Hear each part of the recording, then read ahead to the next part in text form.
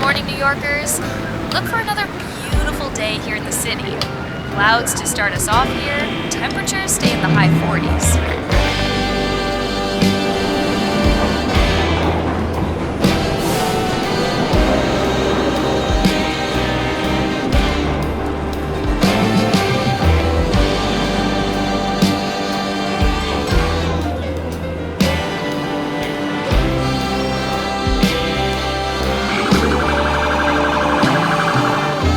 Есть места и города, которые настолько сильны эмоционально, что ты их либо любишь, либо ненавидишь. Мне кажется, Нью-Йорк — это именно то самое место.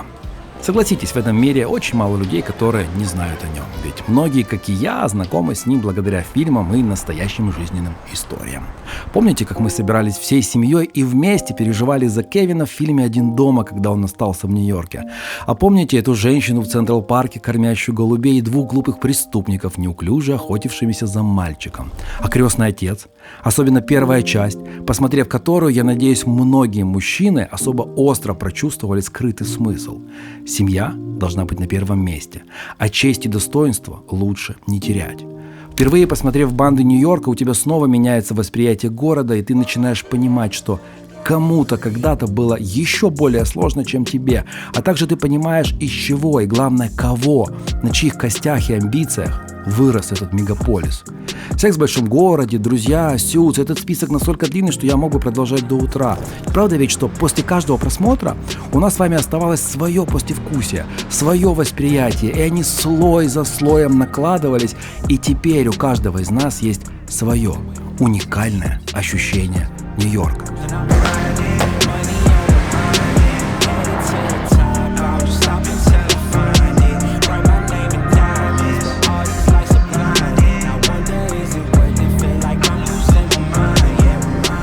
Мое первое знакомство с Америкой произошло именно здесь. Это была осень 2010-го, я прилетел в аэропорт JFK прямым рейсом из Киева и до сих пор помню, как ехал в желтом такси и рассматривал и проживал буквально каждое здание и каждого встречного прохожего, составляя свое, настоящее восприятие этого города.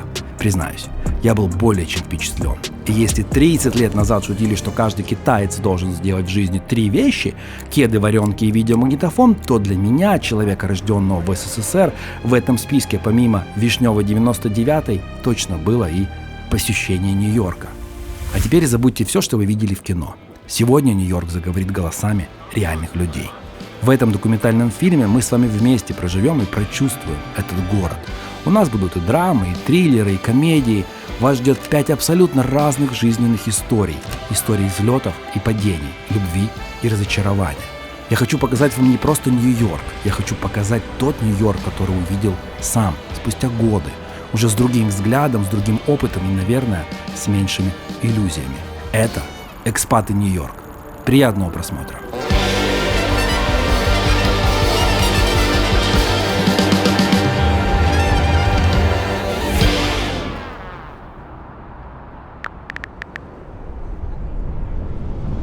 Нью-Йорк никогда не был городом для тех, кто здесь родился. Он всегда был городом для тех, кому больше некуда было идти. Первыми были ирландцы. 1845 год. Картофельный голод уничтожил урожай и вместе с ним последнюю надежду выжить дома. За 10 лет из Ирландии уехали почти 2 миллиона человек. Большинство на кораблях, которые называли гробовыми, потому что без вентиляции, без еды и с тифом в трюмах. Те, кто добрался, высаживались на манхэттенские доки с пустыми руками и акцентом, который здесь высмеивали. На заборах висели объявления: «Ирландцам и собакам вход воспрещен». Они строили метро, рыли канализацию, мастили улицы. Через поколения стали полицейскими, пожарными и политиками. Город был построен их руками. Следом итальянцы. С 1880 по 1920 год почти 400 тысяч только в Нью-Йорке. Ехали в основном с юга, Сицилии и из Неаполя, где не было ни работы, ни земли, ни будущего. Многие не собирались оставаться, заработать и домой. Но домой возвращались не все. Те, кто остался, набивались по 20 человек в комнаты на Lower East Side, шили одежду на фабриках по 14 часов в день, строили Бруклинский мост и небоскребы. Маленькая Италия выросла сама собой не как туристическая открытка, а как способ выжить среди чужих. Почти одновременно с итальянцами хлынула и другая волна – евреи из Российской империи. Причиной стали погромы конца XIX века, черта оседлости, запреты на профессии, на образование и на само существование. С 1880 по 1924 год в Америку приехали больше 2 миллионов евреев из Польши, России, Украины и Беларуси. Они везли с собой швейные машины, скрипки, талмуды и твердое намерение – не возвращаться никогда. В отличие от итальянцев, которые мечтали вернуться на родину, евреи знали – родины больше нет. Они оседали навсегда. Открывали лавки, шили в подвалах, учили детей любой ценой. Через 2 поколения из этих подвалов вышли адвокаты, врачи, режиссеры и писатели. Все они прошли через одно место – Эллис-Айленд. Маленький остров в гаванях, где с 1892 по 1954 через ворота прошли 12 миллионов человек. 5000 в день. Врачи тогда смотрели на каждого ровно 6 секунд и решали, здоров или нет. На пальто мелом ставили метки L – легкие, X – психика и H – грыжа. Тех, кого забраковывали, грузили обратно на корабль. 2% разворачивали. Для остальных – добро пожаловать в Нью-Йорк.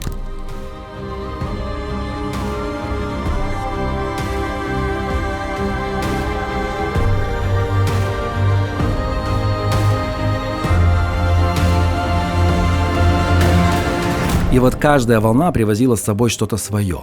Ирландцы – католическую церковь и профсоюзы. Итальянцы – пиццу, пасту и семейные кланы. Евреи – деликатесы, театр на идише и неистовое стремление дать детям образование. Немцы принесли пивные сады и классическую музыку. Китайцы – рестораны и закрытые кварталы, в которые чужие не заходили. Пуэрториканцы – сальсу и политический активизм. Каждый добавлял что-то свое аутентичное. И Нью-Йорк рос слой за слоем, эпоха за эпохой.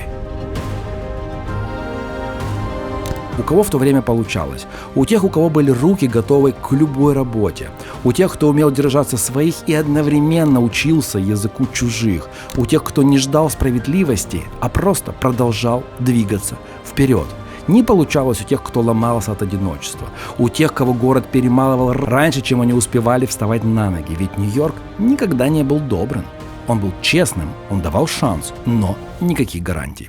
К 1924 году поток резко перекрыли. Конгресс принял закон о квотах. Для итальянцев и евреев ворота почти закрылись. В 1965-м снова открылись. Для Азии, Карибского бассейна и Латинской Америки. И все повторилось заново. Другие лица, другие языки и та же самая история. Сегодня каждый третий житель Нью-Йорка – иммигрант. В городе говорят на 800 языках, и это буквально то, из чего сделан этот мегаполис. Но была еще одна волна, особенная, тихая, потому что за железным занавесом ее почти не было слышно. С конца 1970-х и особенно в 1980-е из Советского Союза начали выезжать евреи. Не сотнями тысяч, как итальянцы или ирландцы в свое время, а маленькими партиями, через узкую щель, которую советская система то приоткрывала, то снова захлопывала. И чтобы в те времена получить разрешение на выезд, нужно было написать заявление об отказе от советского гражданства. После этого человека немедленно увольняли с работы, а также могли уволить и жену. Могли отчислить детей из университета, и потом месяцами, иногда годами людям приходилось томительно и нервно ждать своего ответа. Тех, кому отказывали, называли отказниками. Некоторые ждали десятилетиями. Так вот, маршрут для тех, кому все же давали добро, был один. Вена, транзитный пункт, потом лагерь в Италии и дальше по распределению. Теоретически все должны были ехать в Израиль, но многие выбирали Америку, Нью-Йорк. А если быть точнее, то Брайтон-Бич – это полоска Бруклина, океана, которую в народе давно прозвали «маленькой Одессой». Иммигранты привозили с собой то немногое, что разрешала вывести советская система. Несколько сотен рублей по официальному курсу, ложки, скатерти, матрешки, все, что можно было продать в Италии, чтобы наскрести на первое время. Они также привозили с собой советское образование, советскую закалку и полное непонимание того, как устроен мир по ту сторону занавеса. Нью-Йорк конца 80-х встречал их не статуей свободы и оркестром. Он встречал их шелтером для бездомных, очередями в социальные службы и ощущением, что все, во что они верили о Западе, не совсем правда. И вот одна из таких историй. Мальчик 15 лет, который уехал из Киева в августе 89-го за несколько месяцев до того, как этот коридор окончательно изменится вместе со всей страной.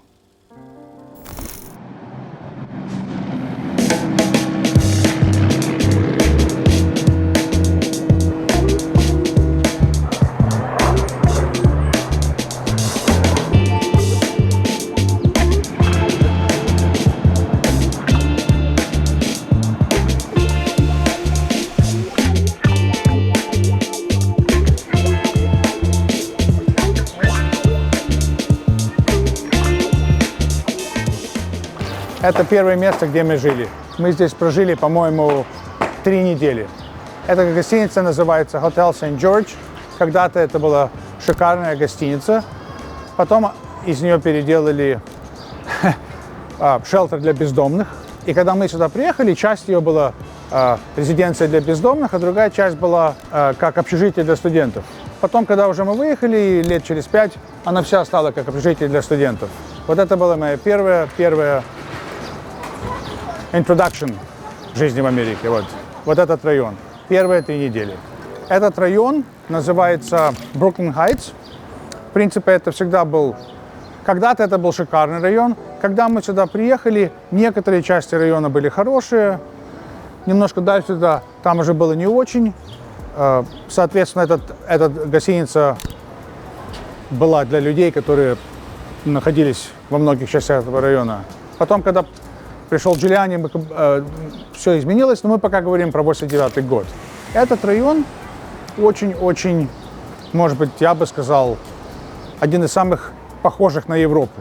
Если походить туда и туда, вы увидите архитектуру, дома, узкие улочки. Очень напоминает, может быть, Англию, будем говорить так, потому что плохая погода, красные кирпичи, Лондон тоже, плохая погода, красные кирпичи. Здесь было еще и тогда много бездомных людей, бомжей, которые вот там, они употребляли всякие вещи, там сидели. То есть не без этого. Это все всегда было. Сейчас этого больше, но оно было и тогда. Леониду 15 лет. Мама принимает решение уехать, и вот они вдвоем. Чемоданы, маршрут и неизвестность. Вена стала первым потрясением. Для мальчика, который знал Запад только по советскому телевизору, она была красивая, чистая и живая. Потом 1,5 месяца в Италии, которая выглядела ровно так, как он себе ее и представлял. Мама Леонида мечтала о Лос-Анджелесе, ведь там жила подруга, но подруга в последний момент отказала. И Нью-Йорк стал не выбором, а случайностью, единственным возможным вариантом.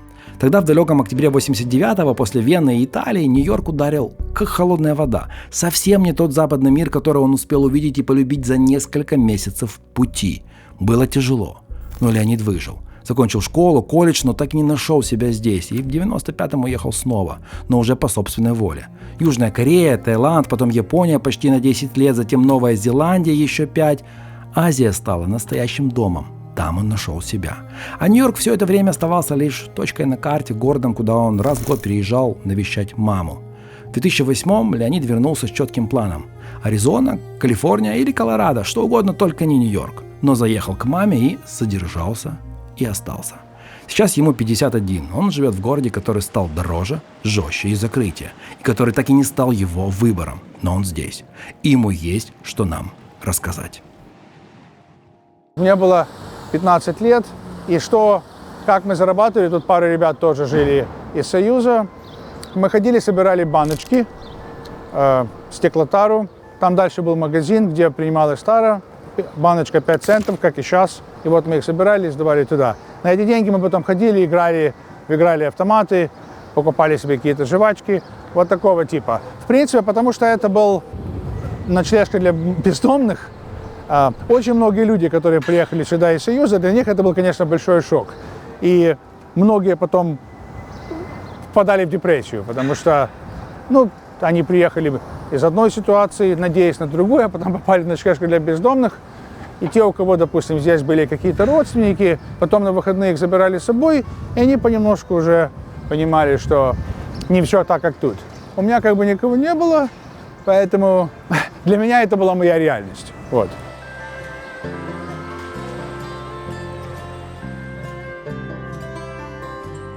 Но только что были в Бруклин-Хайтс, тихо, мы почти в европейском районе. Для меня это место, где действительно хочется просто успокоиться и замедлиться. Выпить кофе на террасе уютной кафешки и просто наблюдать жизнь. Ну а теперь держитесь.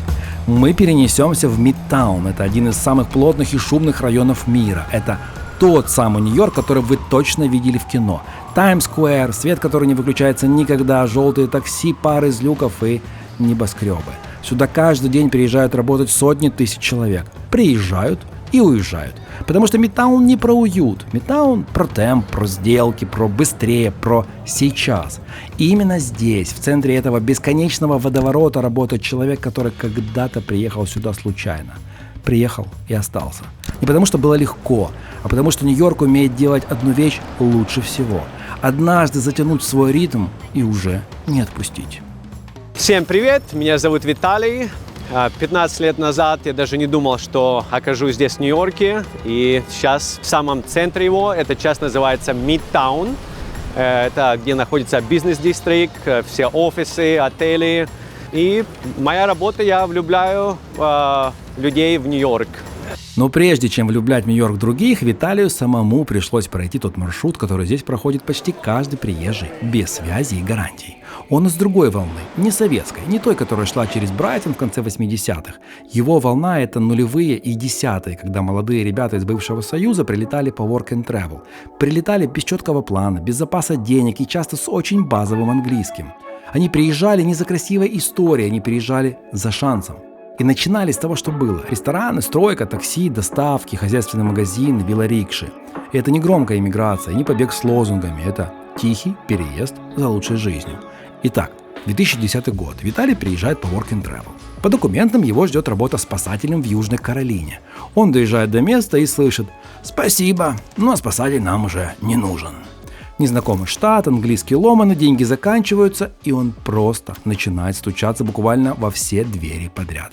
Находит магазин пляжных товаров, и о бинго, $7,5 в час его уже нашли. Живут впятером в двухкомнатной квартире, спят на надувных матрасах. За едой в Walmart ездят на велосипедах. К концу лета появляется объявление о квартире в Нью-Йорке. Виталий звонит незнакомому человеку, тезке тоже Виталию, тот помогает и говорит: «Просто приезжай». Дальше был Брайтон-Бич, рестораны, магазины, такси, Uber. Каждый этап у Виталия как отдельная маленькая жизнь, и каждый раз почти с нуля. А потом Виталию попадается статья про велорикш в Центральном парке. Лицензия $25. Первые дни ни одного клиента. Потом первый, потом второй, потом третий. И вот прошло больше 10 лет. И теперь его офис не кабинет и не стеклянная башня где-то рядом. Теперь офис Виталия – Центральный парк. Окей, Андрей, сейчас мы приближаемся к Центральному парку. Это где мой офис. Слушай, видишь, в Нью-Йорке очень много желтых такси. Их, оказывается, только 13 тысяч во всем Нью-Йорке. Но на самом деле выглядит как 1 миллион. Такие приложения, как Uber, Lyft, их около 80 тысяч в Нью-Йорке.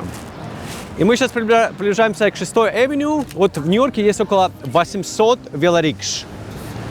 Половина из них работает здесь, в городе, половина здесь, в Центральном парке. В городе это больше как такси.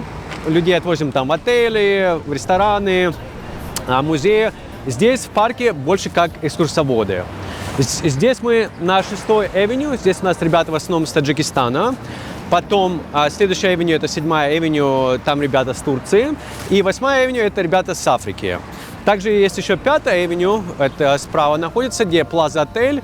Там ребята в основном со всей СНГ. То есть Россия, Украина, Беларусь. И также ребята с Узбекистана, Таджикистана, Казахстана. С казахов не так уж много, но лет 10 назад очень много их было, потому что государство платило им стипендии, они приезжали сюда как студенты. Очень много их здесь было. Окей, ну что, Андрей, добро пожаловать в Центральный парк. Добро пожаловать в мой офис. У президента белый офис, у меня зеленый офис. Но зимой тут тоже у меня белый офис. Также есть по Центральному парку лошадки. В основном на них работают ирландцы, итальянцы, то есть которые начали в 70-х годах, 80-х годах. Привет! У вас тут своя мафия получается? Ну, знаешь, как-то банды Нью-Йорка, так у нас банды велорикш, знаешь, как бы, опять же, вот это. Многие думают, что Центральный парк – это естественный. На самом деле, единственное, что тут настоящее – это вот эти камни. Потому что весь Манхэттен имеет очень такое хорошее основание, вот эти камни. Поэтому так легко построить вот эти все небоскребы. То есть не надо им копать очень глубокий котлован, чтобы что-то построить. Хорошее основание для небоскребов. Получается, у меня очень большой офис, 340 гектаров, 6% от всего Манхэттена, 10 километров по периметру. Начали строить мой офис в 1857 году. Заняло им около 15 лет, чтобы построить весь Центральный парк. Кто строили парк, в основном это были ирландцы, потому что в 1848 году был голод, и очень много их приплывает сюда, в США, в разные города, но большинство в Нью-Йорк, Бостон, в Чикаго. В парке снималось около 350 фильмов. Я люблю говорить, что все фильмы, кроме «Титаника», здесь снимались в Центральном парке. Не такие у нас глубокие озера. Такие фильмы, как «Один дома», такой классический фильм, «Человек-паук», популярные телесериалы, как «Секс в большом городе», «Сплетница». Очень много фильмов. Тут, когда они, кстати, снимают что-то в парке, они не закрывают весь Центральный парк. К примеру, если они будут снимать здесь, они поставят так охранников в округе, и актеры там будут в этом местности. То есть они только закрывают маленькую часть. Больше 300 фильмов. Да, Виталий здесь не преувеличивает. Ну а мы с вами уходим из парка и едем на другой конец острова, туда, где Манхэттен становится совсем другим. Между Financial District и Чайнатауном живут своей жизнью кварталы федеральных зданий и судов. Здесь деньги, власть, страх и репутация сходятся в одном районе. И именно здесь нас ждет Саша, фотограф из Одессы, с 17 годами в профессии и мишленовскими ресторанами в портфолио. Человек, который умеет смотреть на мир через объектив и через опыт жизни в разных местах. Гонконг, Сингапур, Макао, Куала-Лумпур, Берлин, Милан, Флоренция, Барселона. До войны он много работал в Украине, потом построил онлайн-школу фотографии, которую в прошлом году признали лучшей в стране. Кстати, его уроки по фотографии мы недавно добавили в наш курс по комплексному интернет-маркетингу в школе цифровых навыков «Пара». Так что если вы наш студент, то вы с Сашей уже знакомы. А если нет, то ждем на обучение, контакты, как всегда, в описании. Так вот, Нью-Йорк у Саши – это новая точка на карте. Он из самой свежей волны, той, которую сюда принесла война. Но в отличие от многих, кто в новом городе сначала теряется, Саша изучает Нью-Йорк своим способом – ногами. 30 километров в день для него не подвиг, а удовольствие. Он уже прошел весь Манхэттен и большую часть Бруклина. И видит этот город так, как его видят только те, кто успел посмотреть на многие другие.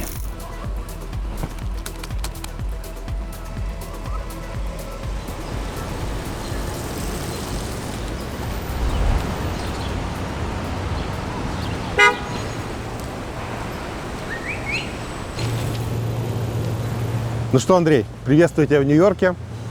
Мы сейчас находимся в правительственном квартале, и здесь прямо вот как-то такое совпадение происходит суд над P. Diddy, правильно я говорю, P. Diddy. Но на самом деле, то есть так получилось, мы шли в китайский квартал, проходили мимо правительственного, чтобы вот увидеть то, что здесь происходит, вот эти все телевизионщики, то есть, ну и нам несколько блогеров рассказало, что прямо здесь сейчас проходит вот суд над ним.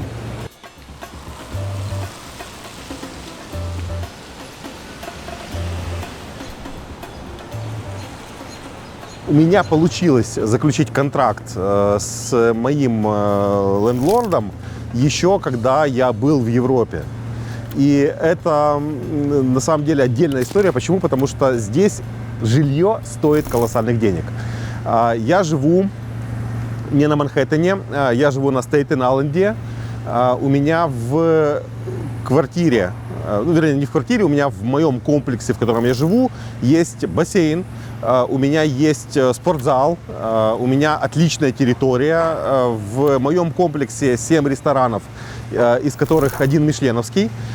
И на самом деле все нью-йоркцы, которые сейчас, да, то есть, наверное, смотрят это видео, они такие: господи, да, то есть почему? Потому что это такая редкость для Нью-Йорка, вот именно такие дома, и вот все, наверное, сейчас подумают, то есть, наверное, там, я плачу каких-то колоссальных денег, но по меркам Нью-Йорка я плачу копейки, то есть у меня жилье стоит $2650. За сколько метров квадратных? Приблизительно, я не знаю, но где-то в районе 50 метров квадратных. Это у меня one bedroom, и притом я еще подсыплю соли. У меня еще in-unit laundry, да, то есть у меня мои стиралка и сушилка у меня находятся прямо в моей квартире.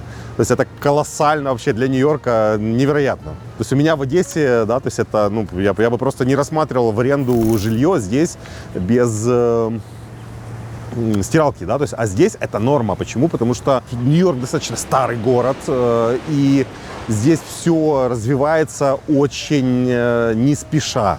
Да, то есть, например, здесь отопление, вот прямо на Манхэттене, где мы находимся, отопление здесь прям паровое. И вот когда вы видите в фильмах, да, как из трубы идет белый дым, это не дым, это пар, да, то есть это просто стравливают пар. То есть летом это практически не видно, да, то есть, а вот зимой такое происходит часто.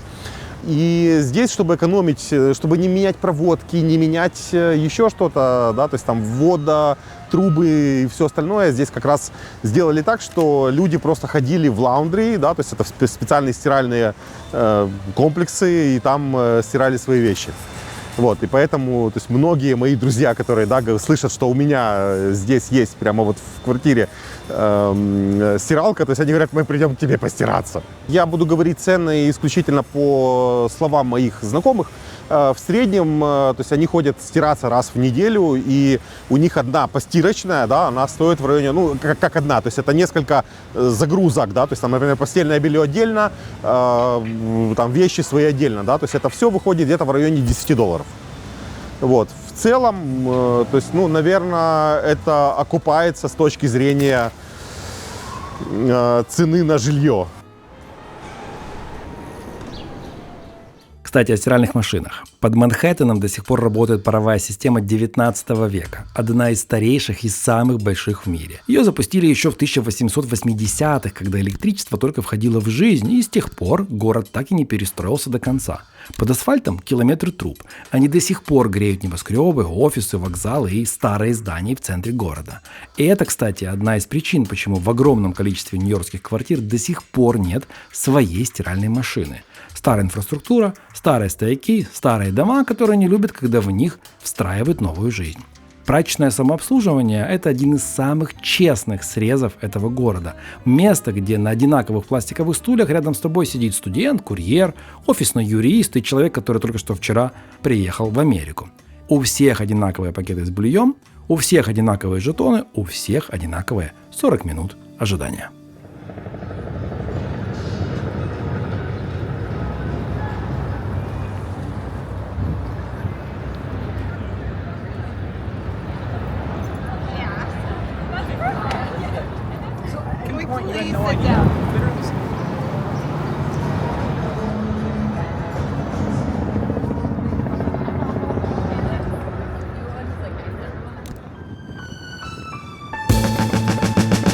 Когда говорят Нью-Йорк, чаще всего представляют Манхэттен.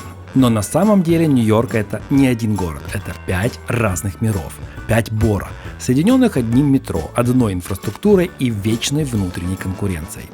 Манхэттен – тот самый остров, по которому мы сейчас с вами идем. Главная сцена города. Место, где все немного играют свои роли. Туристы играют в свой Нью-Йорк, местные в то, что им все равно, но мы с вами за этим всем внимательно наблюдаем. Так вот, Манхэттен самый маленький по площади, но самый дорогой, самый громкий и самый узнаваемый. Бруклин. Когда-то он был отдельным городом, и этот характер у него до сих пор остался.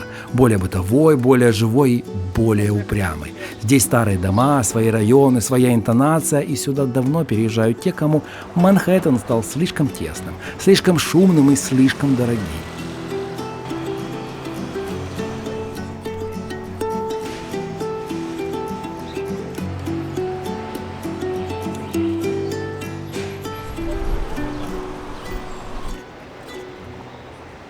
Квинс. Его часто называют одним из самых этнически и языково разнообразных мест в мире. Здесь десятки диаспор живут буквально через улицу друг от друга. В одном районе можно за день пройти полмира. Позавтракать в греческом кафе, пообедать в колумбийском, ну а вечером оказаться в маленьком тибетском ресторане, о котором знают только местные. Бронкс. Это место, где родился хип-хоп. В 1973-м диджей Kool Herc устроил вечеринку в доме на Седжвик-авеню, и тогда никто не понимал, что это не просто музыка для района, а начало культуры, которая потом обойдет весь мир. Стейтен-Айленд – самая тихая и самая недооцененная Бора. Туда едут на пароме. Уже сама дорога – это как переключение картинки. Меньше суеты, больше пространства, домики и совсем другой ритм. Именно там живет один из героев этого фильма. Он снимает квартиру с бассейном за $2650. По меркам Нью-Йорка, кстати говоря, это почти подарок. Ну а мы сейчас с вами вернемся в мой любимый Бруклин-Хайтс. Один из самых старых и самых красивых районов Бруклина. Место, где Нью-Йорк несколько минут делает вид, что он спокойный и позволяет тебе тоже расслабиться и насладиться жизнью.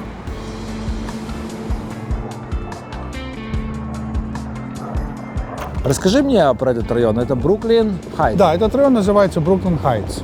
Это один из самых престижных и дорогих районов Бруклина. И это еще и как бы один из самых старых районов. Если ты, вот мы с тобой погуляли немножко, ты поснимал, ты видишь, что дома очень похожи на некоторые районы Манхэттена. То есть Бруклин в основном спальные двухэтажные районы, а вот именно районы типа Манхэттена, это как бы тут и еще пару мест. Некоторые домики Brownstones, это самые престижные домики. Трехэтажный дом с большими окнами, высокие этажи и очень красивое крыльцо. Такой типичный стиль. Их очень много, например, в Манхэттене, недалеко от украинского консульства. Вот если ты походишь на украинское консульство, по-моему, это 47-я улица, если я не ошибаюсь, в тех краях это все Brownstones. В Бруклине есть некоторые районы, где есть много Brownstones, есть такие, которые попадаются, и они очень престижные и дорогие. Ну, здесь все дорого, но они особенные, потому что это раритет.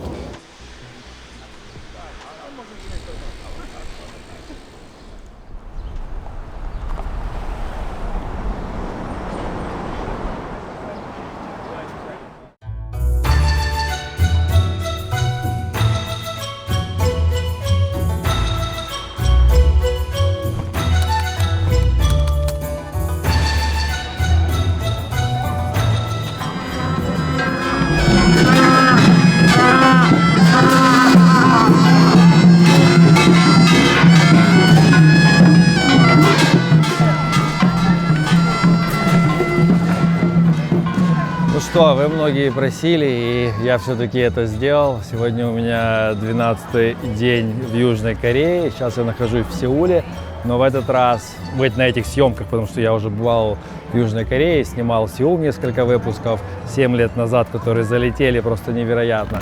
Так вот, в этот раз я еще поездил вокруг Сеула, посетил новые районы и попал в Кёнджу и в очень аутентичные местные деревушки. Поэтому вас ждет на самом деле просто большой сериал о жизни в Корее. Я на сегодняшний день уже снял 12 человек и еще 4. Из них в том числе, кстати говоря, будут и местные, и пластический хирург, которому 40+, он выглядит реально на 25.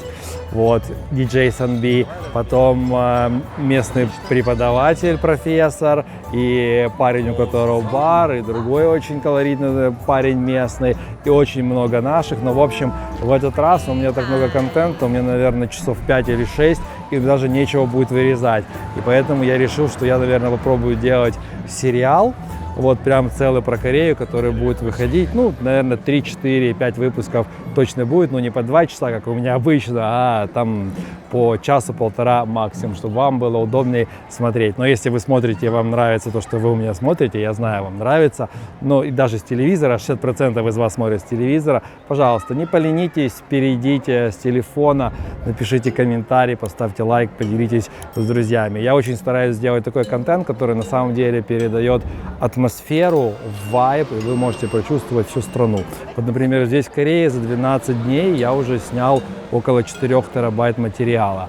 И из них, наверное, около уже 4000 просто файлов, где люди едят, где люди гуляют, люди танцуют, люди пьяные ходят, люди едут. И это все требует очень много работы. До съемок готовишься, во время съемок очень много работаешь. Реально с люди с 12 дней по 3-4 часа. И потом уже месяц-два все это минимум монтируешь, один выпуск. Поэтому буду благодарен, если вы не поленитесь и это сделаете. Также, знаете, вчера интервьюировал девочку Ярослава. Она здесь давно живет. Сегодня поехала знакомиться с родителями своего парня, корейца. Должна мне вечером отписаться, как пройдет это знакомство. И она у меня училась на 2-м потоке в 2020 году в школе цифровых навыков пара. И она у нас учится сейчас на 19-м потоке, который начался в марте. И я ее спрашиваю: Ярослава, а зачем ты 2-й раз пришла? И что поменялось вот тот поток и тот поток? И она мне объяснила, говорит: Андрей, ты знаешь, главная причина, когда я приходила без цели. То есть я приходила не совсем понимая, зачем мне это, где я буду применять. А сейчас она импортирует различное оборудование медицинское из Кореи. Очень хороший бизнес, кстати говоря. И вообще посмотрите на Корею, как на ту страну, с какой можно вести бизнес. Так вот, она импортирует оборудование, ей четко нужны знания. Она говорит, мне и СММ нужен, мне и таргет по-другому нужен, мне и нужен. Говорю, ты что-то уже используешь? Да, я уже много использую. Те промпты, которые вы даете, тот анализ, который мы там проходили, сделали по конкурентам, и ту стратегию, которую мы уже с вами утвердили. Поэтому, если у вас есть понимание, зачем вам это нужно будет в жизни, это касается не только обучения, это всего касается. Если у вас есть понимание, зачем это будет нужно в жизни, тогда нужно идти и делать, идти к своей мечте. Помните, Иисус всегда говорил, стучите в двери, и вам когда-нибудь откроют. Лучше постучаться и получить ответ «нет», чем вообще ни в какие двери за всю свою жизнь никуда не постучаться. Но если вам нужны, как и Ярославе, знания в интернет-маркетинге, это SMM, SEO-оптимизация, таргет, контекстная реклама, аналитика, email, контент-маркетинг, искусственный интеллект. По всем основным блокам мы добавили фото, видеосъемка, монтаж, боже, еще столько всего. В общем, 7 месяцев обучения, 2 раза в неделю. У нас 20-й поток начинается 18 июня, и у нас 21-й поток начинается в середине октября. Мы обучили 4360 человек со всего мира, обучаем вживую, рассказываем до того момента, пока вы полностью не поймете. Вот, поэтому, если вам действительно нужны знания, и вы понимаете, зачем они вам нужны, то либо вы хотите работать на себя, либо помочь своему бизнесу, 70% приходит именно с этой целью, разобраться, как все работает, чтобы бизнес ускорить, либо вы хотите пойти куда-нибудь работать на кого-то, либо фриланс со всего мира, но надо понимать, зачем это вам. Тогда приходите, поверьте, вы обучитесь. Очень много даем знаний. Вот если я вчера с Ярославой разговаривал, мы сравнили 20 и 26 год по количеству материала и знаний. Ну, это просто небо и земля. Ну, мне кажется, раз в 10 больше всего. И не переживайте. Много будет нового, но мы все всегда объясняем всем до того момента, пока вы и каждый не поймет. И чат поддержки, и домашние задания, и проверка, и дипломная работа, и консультации по бизнесу. Ну, в общем, все, уговорил. Контакты есть в описании к видео. Звоните, пишите. Там есть все контакты. Наш менеджер вас проконсультирует, что, как, где, какие есть рассрочки. Обязательно скажите, что вы от Андрея, вам сделают дополнительный бонус. Но если у вас есть бизнес, которому нужна помощь с продвижением в интернете, у вас все не так работает. И SMM не работает, и таргет какой-то очень дорогой, и SEO вообще не делали, вообще стратегии никакой нет. Приходите в наше агентство Para Agency, мы с командой поможем и вам. И да, Аньо SEO, я должен был сказать, в начале этой интеграции, говорю теперь Аньо SEO, мы в Сеуле, и вас ждет сериал о жизни в Корее. Прям настоящий полноценный сериал. И да, приятного просмотра видео дальше. Камсакамнида. Это, если я не ошибаюсь, спасибо на корейском. Школа цифровых навыков Пара. Давай разберемся вместе.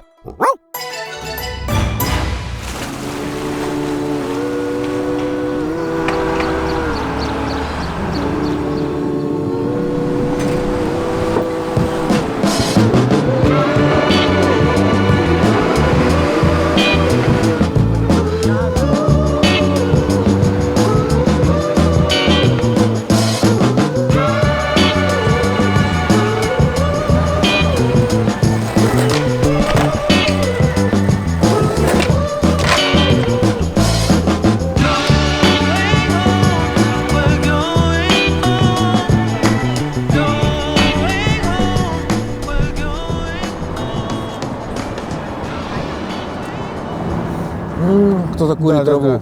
Да, это стандартная история. Да, в который раз. Это норма. Это норма. Вот я заметил, что в последнее время в американских городах это очень серьезная проблема с бездомными. Как Особенно после 2020 года, скорее всего. Вот я тебе скажу такую вещь. Я думаю все-таки, что да. То есть, я думаю, что, может быть, количество этих людей, может быть, оно даже не увеличилось, но их поведение немножко изменилось. Потому что им позволили так себя вести или что? Похоже, что да. Вот я, опять же, многие вещи идут по слухам. Но вот один слух я от одного человека услышал, у которого есть бизнес, и и бомж начал строить халабудку возле своего бизнеса. Это отталкивало людей, все, он позвонил в полицию. Он уже знал начальника этого участка. И он ему приехал: слушай, извини, приказ сверху, я ничего не могу сделать. Он бездомный, но он же преступление не совершает, я ничего не могу сделать. Но ты был в Лос-Анджелесе до этого, ты видел, что там творится. Калифорния — это вообще как один бездомный лагерь. Здесь просто холодно. Если бы здесь было тепло, как в Калифорнии, ты бы вообще, вот здесь все лавочки были бы заняты бездомными.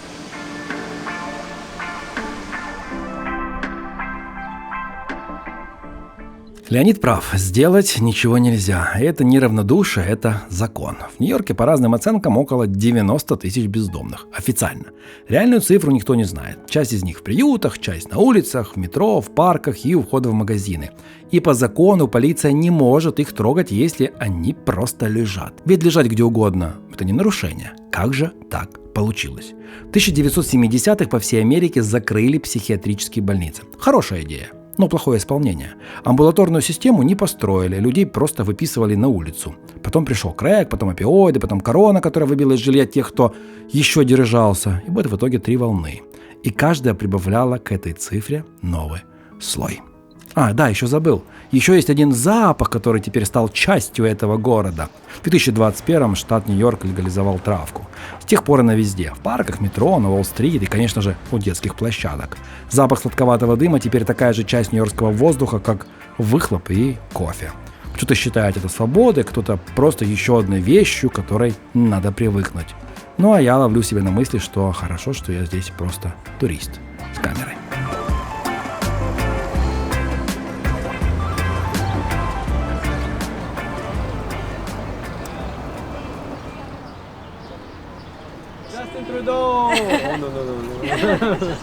These girls.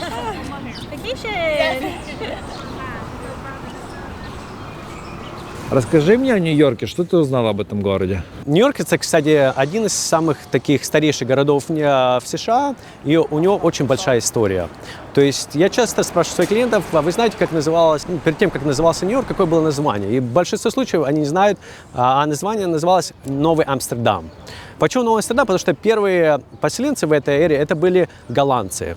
То есть они приплыли в 1624 году и поселились в южной части Манхэттена. Это где там Уолл-стрит, где 911, Статуя Свободы, Ферри, вот в этой части. Там, где я живу сейчас. Совершенно верно. Да, финансовый дистрикт, другими словами.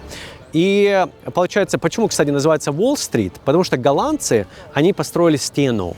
То есть это была как защита от индейцев, которые уже населяли везде здесь, и также других колонизаторов. Потому что, например, британцы, они были уже в Бостоне, они были в Вильямсбурге, то есть в разных местах.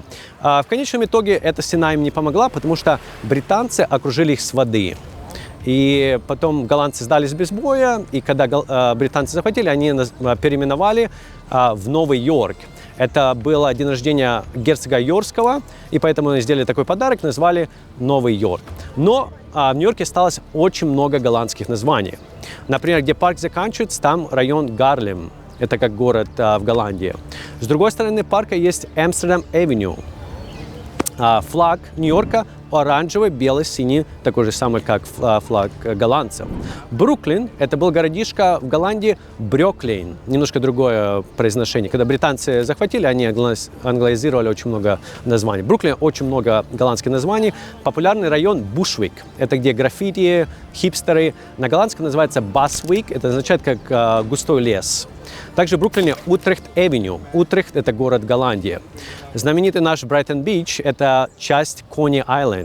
Кони на голландском – это заяц. То есть раньше было очень зайцев много, поэтому назвали коня. Такие семь, как Вендербилт. Классическая голландская – Вендербилт. Рузвельт. Росвельт – это тоже на голландском означает как бы поле роз. Бронкс – это был Йонес Бранк, у него было очень много земель, поэтому называется приставка «the» как семейности, то есть «the Bronx». Статен-Айленд, другой район Нью-Йорка, это Штатен-Айленд, это тоже голландское название. Говоря больше о Нью-Йорке, менее известных, но очень большое голландское название. Например, как Ван Сиклин, Ван Дайкер, Ван Бюрен. То есть очень большое голландское наследие здесь. Потом после голландцев, как я сказал, это были англичане.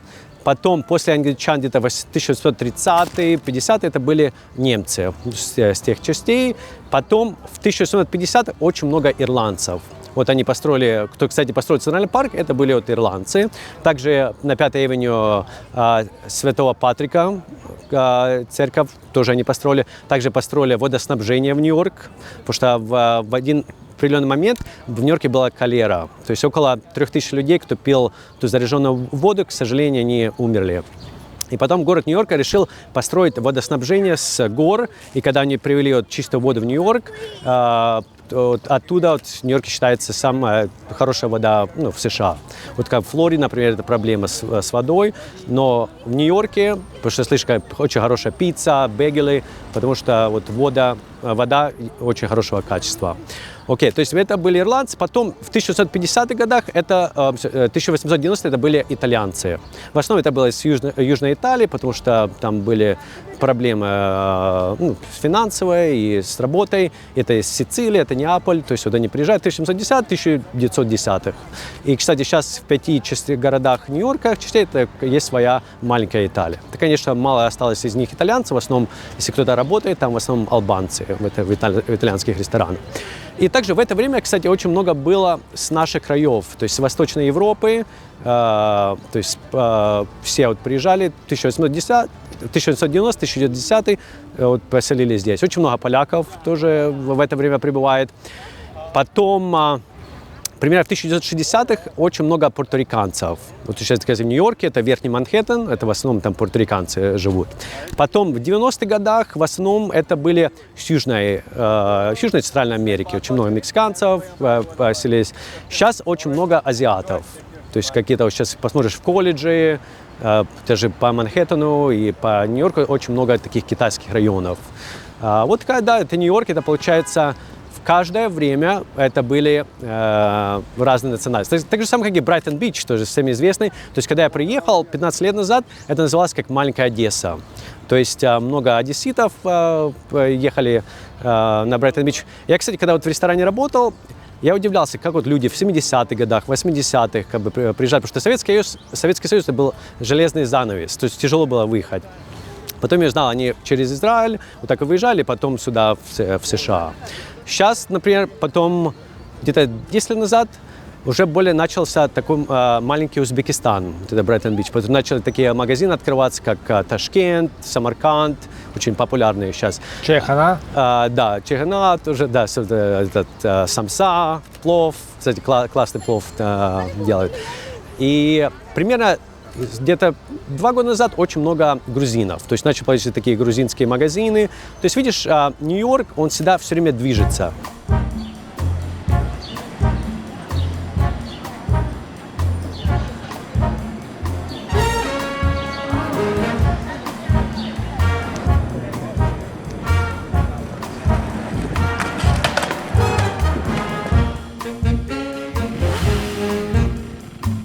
Когда ты почувствовал, что ты дома? Сразу прошло время, либо до сих пор ты не чувствуешь себя? Прошло время. Я уехал. Ты знаешь, я начал чувствовать себя дома, когда я отсюда уехал. Вот когда я отсюда уехал в 95-м году. В Японию, в Корею? Я вначале уехал в Южную Корею, потом я жил немножко в Таиланде, потом я жил в Японии, потом в Новой Зеландии, потом вернулся сюда. Так вот, когда я уехал в Корею, в Таиланд, в Японию и приезжал сюда навещать маму, вот тогда я чувствовал, что я дома. Мне не нравилось, допустим, то, что вначале было очень туго экономически. И найти какую-то работу, подработку лично мне постоянно было трудно. То есть я кое-что находил тут, кое-что находил там, как-то держался, но не могу сказать, что то, что хотелось бы. Вот эта вот работа, продавая кроссовки, где меня чуть один раз не убили, оно немножко открыло глаза. А моя задача была продавать кроссовки и смотреть, чтобы никто не воровал. Но приехали ребята, одели кроссовки, дайте померить, ну и, короче, они убежали. Ну и подъехала машина, причем машина двухдверная, не четырехдверная. И вышли тоже 2 парня и говорят: о, давайте поедем их догоним. И я говорю, ну давайте.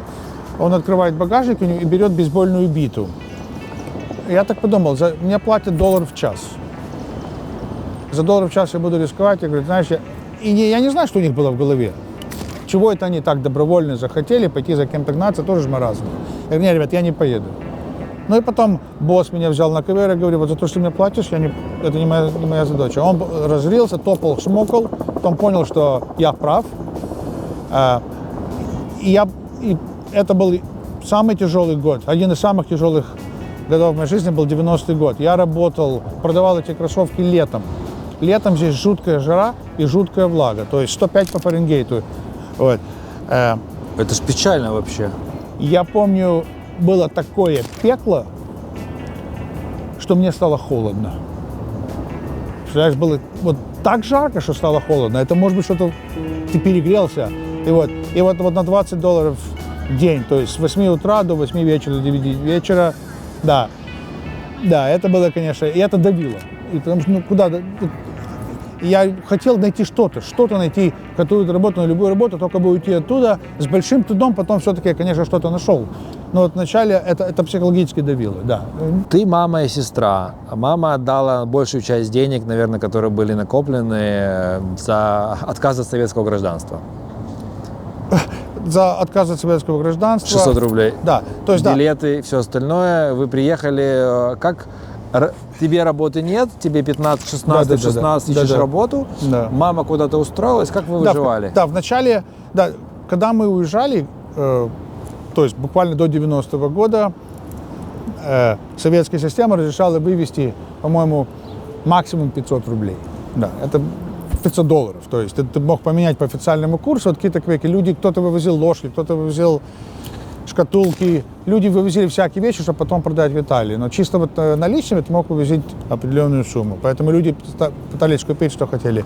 Здесь подрабатывал тут, мама подрабатывала, там немножко пособия платили. И в конце концов, мама не нашла работу. Я нашел одну работу, потом вторую работу. И потихоньку начали выкарабкиваться. Но реально я выкарабкался только тогда, когда я в 95-м году уехал. Когда я в 95-м году уехал в Южную Корею, во-первых, это, мне кажется, стало легче маме, потому что на ее одну зарплату стало меньше людей. А во-вторых, я там начал работать и получать какие-то деньги. Вот реально, да, моя жизнь уже более веселая началась, я бы сказал, с 95-го года, когда я уехал.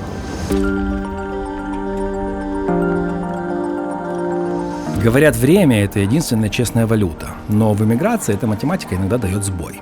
Я посмотрел на цифры, на истории людей, и вот что получается. Если вы работаете те же 40 часов в неделю, что и человек 30 лет назад, то это не значит, что вы получите ту же самую жизнь. Например, Леонид приехал в Нью-Йорк в 89-м и выкарабкался к 95-му. Тогда это считалось долгим путем. Сегодня это выглядело бы как спринтерский рекорд. Давайте включим машину времени. В 1950-х один слесарь или таксист в Америке мог содержать жену, 3 детей, купить дом и менять машину каждые 5 лет. Дом стоил примерно 2 его годовые зарплаты. В 90-х начинать уже было сложнее, но социальный лифт все еще ехал. Иногда быстро, иногда нет, но он ехал. Вот еще один пример из моей личной жизни. У меня есть друг Эвалдос, который приехал в Ирландию чуть больше 20 лет назад. Фильм с его участием о жизни в Ирландии тоже будет. Подпишитесь, чтобы его не пропустить. Так вот, Эвалдос – обычный парень из Литвы. В 2000-х он эмигрировал в Ирландию и устроился на простую работу охранником. С первой же зарплаты он оплатил аренду жилья, обновил свой гардероб и купил PlayStation, о которой мечтал. И у него еще остались деньги в кармане. И это была золотая эпоха Западной Европы. Работа давала тебе не просто выживание, а быстрый вход в средний класс. А теперь возвращаемся в наш 2026. Что изменилось? Все. Сегодня в том же Нью-Йорке или Дублине средний дом стоит уже не 2 и даже не 5 годовых зарплат обычного человека, а около 10 и того более. Если Эвалдос 20 лет назад тратил на жилье, допустим, 25% своего дохода, то современный иммигрант часто за аренду дает 50, 60 и 70% от того, что зарабатывает. PlayStation, спросите вы? Да, сегодня это уже не спонтанная покупка после первой зарплаты, а вещь, на которую ты откладываешь месяцами, потому что сначала нужно заплатить за аренду, медицинскую страховку, страховку на машину, которые тоже стали дороже. Раньше одной работающей зарплаты в семье часто хватало на всех. Сегодня же семейный бюджет – это уже не выбор, а стратегия выживания. И чтобы просто платить по счетам, в семье должны работать 2. И не дай бог, кому-то заболеть. Обычная простуда, травма на стройке или один неудачный месяц легко превращаются в финансовую яму, которая съедает все ваши накопления. В Америке ты действительно можешь заработать больше. Но ты идешь по канату без страховки, и одна твоя ошибка, и ты слетел на обочину. Так вот, в Европе налогов больше, а свободных денег на руках меньше, чем во времена первой PlayStation Эволоса. Социальный лифт стал тоньше, а аренда превратилась в черную дыру, которая съедает любые прибавки к твоей зарплате. Нью-Йорк, Дублин, Лондон – эти города не стали хуже, они стали сильно дороже в человека-часах. И чтобы достичь того же уровня, что Леонид достиг к 1995 году, сегодня нужно работать в 2-3 раза больше или быть в 2-3 раза талантливее, быстрее и точнее. Ну, еще, понятное дело, удачливее. Так вот, встать на ноги за границей все еще можно. Но теперь это совсем не так легко, как было раньше. Часто приходится бежать изо всех сил, и не только тебе, а и твоему партнеру, и всегда, и практически иногда без выходных. В общем, если так происходит в мире, значит это именно так кому-то и нужно. Думаю, вы уловили скрытый подтекст моих мыслей.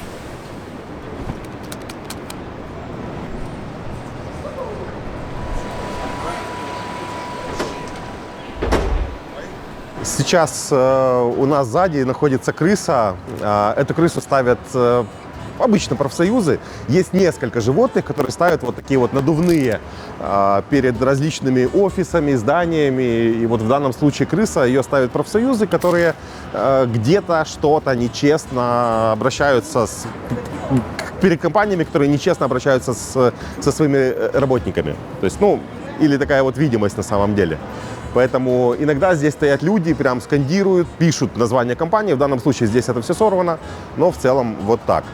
Мы находимся сейчас в самом центре даунтауна. Это Financial District, или как называют его нью-йоркцы, FID. То есть это старая часть Нью-Йорка, где здесь очень хаотично расположены улицы, и на самом деле можно заблудиться. Но в этом и есть шарм, потому что уже в более длительной части Нью-Йорка это сделать практически невозможно.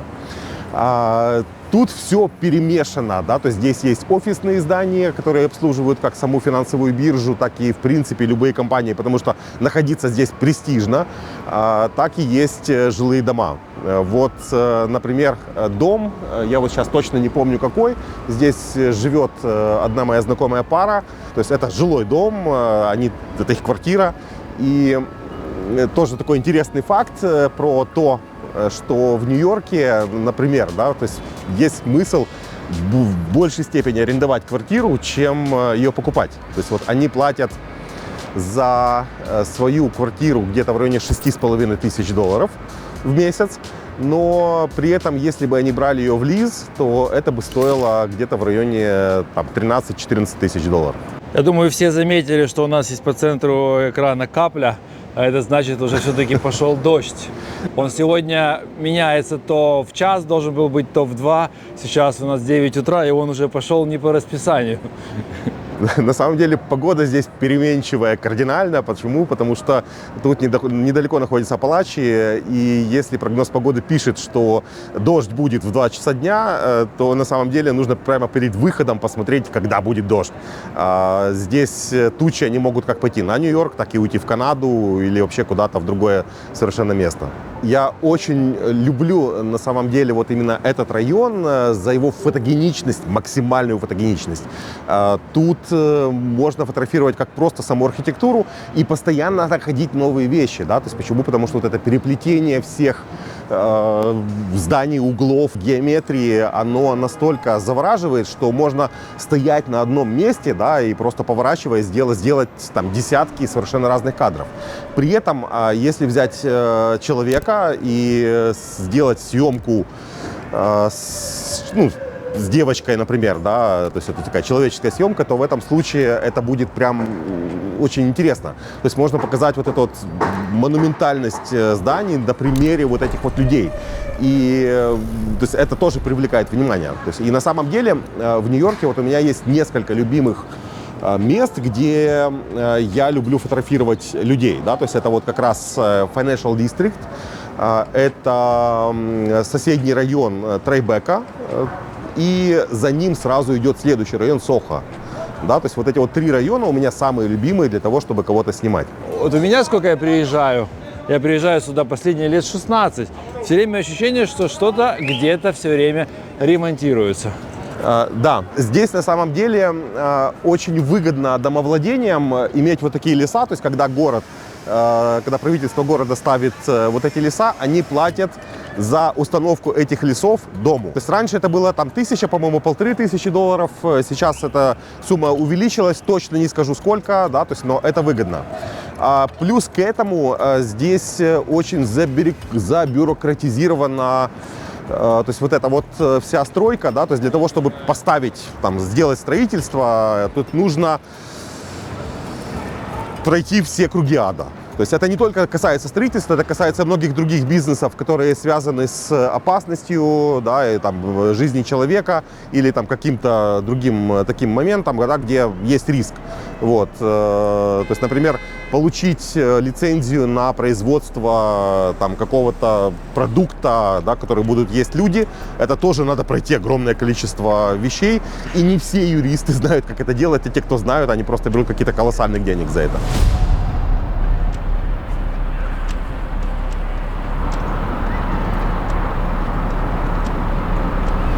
Под нашими ногами золото.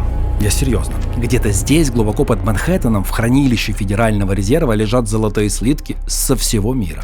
По разной информации, около 600 тонн. А может и больше, а может и меньше. Точно вам не скажет никто. И, скорее всего, никогда не скажет. Но это один из самых закрытых сейфов на планете. Добро пожаловать в Financial District. В 200 метрах отсюда Нью-Йоркская фондовая биржа, где каждый день проходят сделки на $1 миллиард. А на соседней улице туристы фотографируются с бронзовым быком и трут ему то самое известное место – на удачу. Кстати, бык тут стоит с 1989-го, когда скульптор Артура Демодика просто привез его ночью и поставил без разрешения. Да, незаконная инсталляция, символ капитализма. Нью-Йорк такое любит. По утрам здесь не протолкнуться. Костюмы, кофе, звонки, шаги и спешка. После полудня уже тише, а вечером Файди, так называют его местные, выглядит как город после эвакуации. Красивые фасады, свет в окнах и почти ни души. Сам знаю хорошо, потому что дважды в этом районе жил. И вот именно здесь, между золотом в подвале и биржей за углом, нас ждет человек с кофейней в 20 квадратных метров и планами на 3000 точек. Это Александр из Харькова, с которым я случайно познакомился, гуляя по Financial District и просто зайдя к нему на кофе.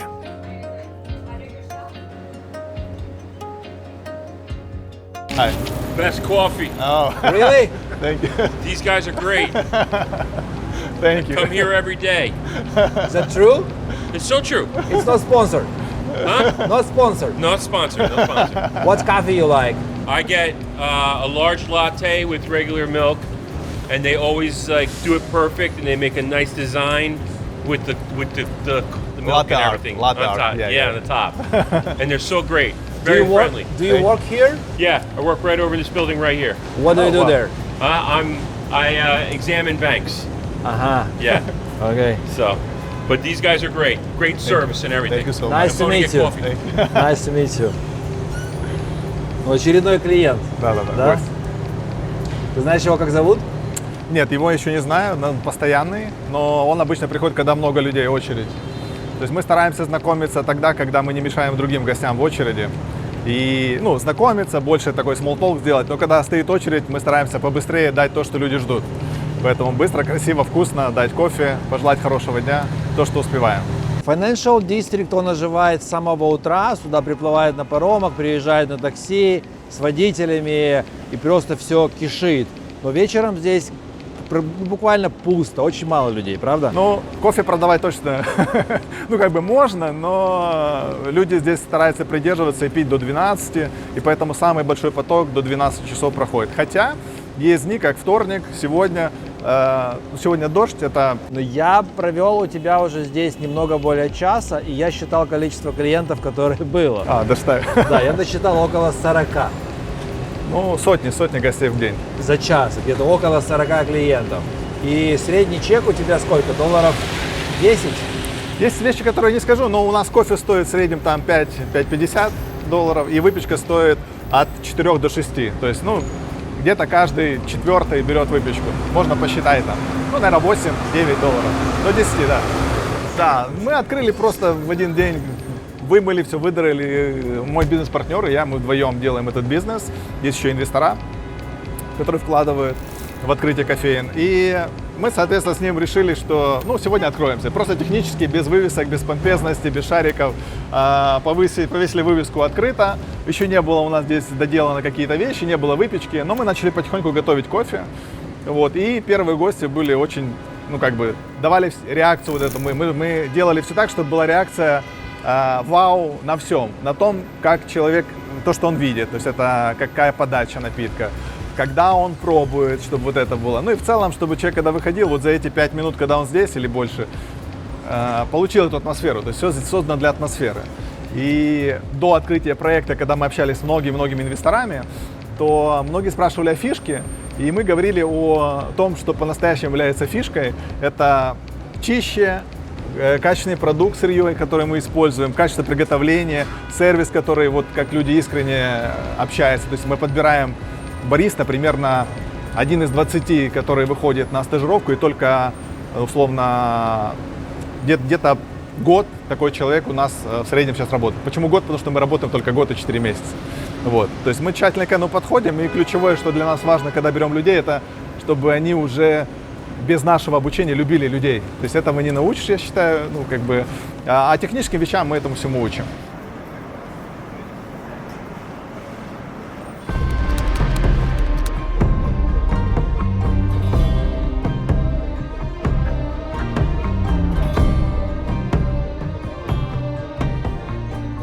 У меня в Сеуле есть особенное место. Я вот жил здесь в историческом центре, и прямо за моим отелем находится этот храм. Я приходил сюда несколько раз вечером. После того, как снимал, сидел, просто медитировал, отключался, читал мантру «Ом Мани Падме Хум». Наверное, кругов 9 прочел по 108 раз. А это мантра о том, что ты молишься за просветление абсолютно всех и всего, не только в этом мире, а вообще во всей Вселенной. Мое особое место в Сеуле, наверное, вот этот храм, и еще на Каннаме я жил, и тоже у меня прям окна выходили на храм, я там бывал вечером. В общем, у меня 15-й день в Сеуле заканчивается, съемки заканчиваются. Вы не поверите, я проинтервьюировал в общей сложности 15 человек. Из них 7 местных, 8 наших. Я решил действительно сделать целый сериал жизни в Сеуле, о кей-попе. Вчера у меня был кей-поп айдол Крис, который участвовал в Britain's Got Talent. В общем, тоже много интересного рассказал. И много местных было интересных. И про кей-бьюти, и про кей-поп будет, и про медицину, и про еду, и про историю, и про жизнь наших, и про странности. И я уже сам, как кореец, могу рассказывать и про нунчи, и про хвощик, и про много других терминов, которые, возможно, вам еще не знакомы, но когда посмотрите этот сериал про жизнь в Корее, вы точно очень много узнаете. Поэтому, если вы вдруг еще не подписаны, подпишитесь, наверное, чтобы не пропустить. Я снял около 7 часов чистого контента, вырезать нечего, все безумно интересные гости были. И я думаю, что будет, наверное, 5-7 серий в виде сериала. А еще я прочувствовал, что такое быть по-настоящему корейцем. Потому что спал здесь от 3 до 5 часов, постоянно в стрессе, постоянно вот это пали-пали, то есть очень быстро. И у меня тоже накрывал определенный стресс. Единственное место, которое меня успокаивало, вот я сюда приходил, успокаивался, выдыхал, концентрировался на своем внутреннем мире. И тогда мой внешний мир становился моим внутренним миром. В общем, я теперь понимаю, как живут корейцы, и вообще для меня корейская система, она, честно говоря, странная. Вот люди учатся в школе, готовятся к экзамену, спят по 3, 4, 5 часов, очень часто не больше, чтобы сдать экзамен, а потом знаний часто не имеют. Вот, например, английский. Кому не подходишь, на английском практически не разговаривают. Ну, в общем, об этом всем узнаете обязательно в видео. И я сейчас улетаю из Кореи, дальше у меня Нидерланды, Великобритания, Колумбия, север Таиланда, юг Таиланда, потому что Бангкок уже сняли. Очень скоро, кстати говоря, выйдет офигительный выпуск, и там будет интервью с Леди Боем и с парнем, который встречается с Леди Боем. Очень тонкая тема, но будет очень интересно. Потом еще Вьетнам, и, в общем, я к чему? Потому что если вы там живете, либо живете в других странах, то обязательно сообщайте мне об этом. Моя почта всегда есть в описании к видео, и я по возможности, в том числе, приеду и к вам. Если вы готовы интересно рассказать о стране, показать ее, то пишите мне заранее, потому что свои поездки и съемки я планирую на год вперед. Здесь познакомился с Азизом из Узбекистана, и уже в следующем году собираюсь в Узбекистан. И очень надеюсь, что не будет так и с Кыргызстаном, потому что я хотел поехать в Кыргызстан, договорился с одним человеком там, он меня пригласил, сказал: Андрей, я все организую, все сделаю. А в итоге вообще не отвечает на сообщения, пропал. И вот буквально через неделю я должен был туда лететь снимать, и я туда не лечу. Поэтому если вы вдруг, в том числе в Кыргызстане, дайте об этом знать, приглашайте, я с удовольствием раскрою вашу страну этому миру. Ну и во все точки, куда я полечу, я буду выбирать билеты на Trip My Dream. Это поиск авиабилетов путешествий, которым сам пользуюсь, который мой бизнес, который работает с 2013 года. Ну, мы начали воплощать этот сервис в 2013 году, а полноценно он работает с 2016. Поэтому, если вы собираетесь куда-нибудь лететь в отпуск, либо просто отдыхать, либо в бизнес-командировку, и вам нужны отели, авиабилеты и советы, приходите к нам на Trip My Dream, выбирайте авиабилеты в любую точку мира, сравнивайте среди всех авиакомпаний, учитывая в том числе лоукостеры, и летите себе спокойно, зная, что вы не переплачиваете ни за что. А я заканчиваю эту съемку. Благодарю вас за то, что вы смотрите это видео. Нью-Йорк фантастически длинный получился. Да, он длинный.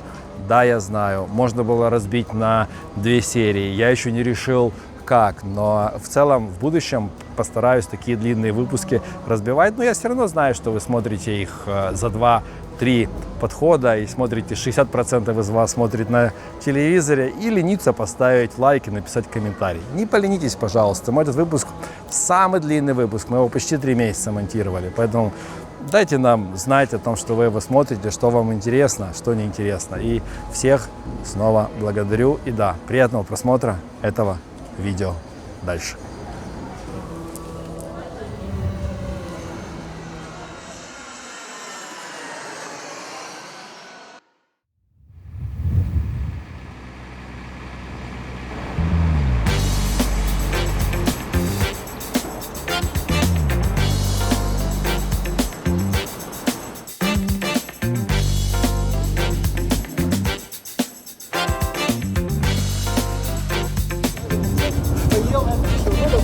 Я надеюсь, вам слышно. Слышите, да, слово было?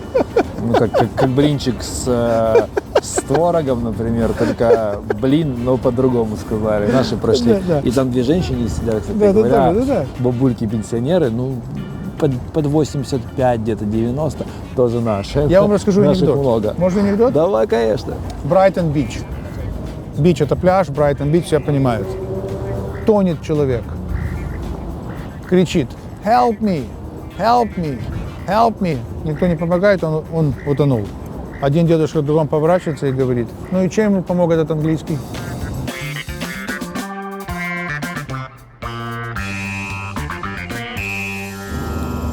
Ну, да, это все абсолютно легально и нормально. Ты можешь спокойно курить. А это было так? Нет, это тогда? началось после 2020 года. После 2020? После 2020 года, да. Но трава тогда не была легализирована? Нет, трава была полулегализирована в Калифорнии. Всегда, когда приезжал в Калифорнию, всегда, особенно в Сан-Франциско, всегда пахло травой, и с этим уже как бы смирились. А вот именно вот в открытую легализированную, и ты можешь спокойно курить везде, это получилось после 2020 года, да. Но в 2020 году несколько вещей произошло, которые очень сильно толкнули людей уехать. Беспорядки 2020 года, а, б, выборы 2020 года, и с, насильная вакцинизация. Потому что многие корона. Да, вакцинизация. Людей выгоняли с работы, заставляли, люди не хотели делать вакцину, и поэтому люди просто приезжали в те штаты, которые не требовали вакцину. Да, вот этот ковид очень сильно толкнул многих людей.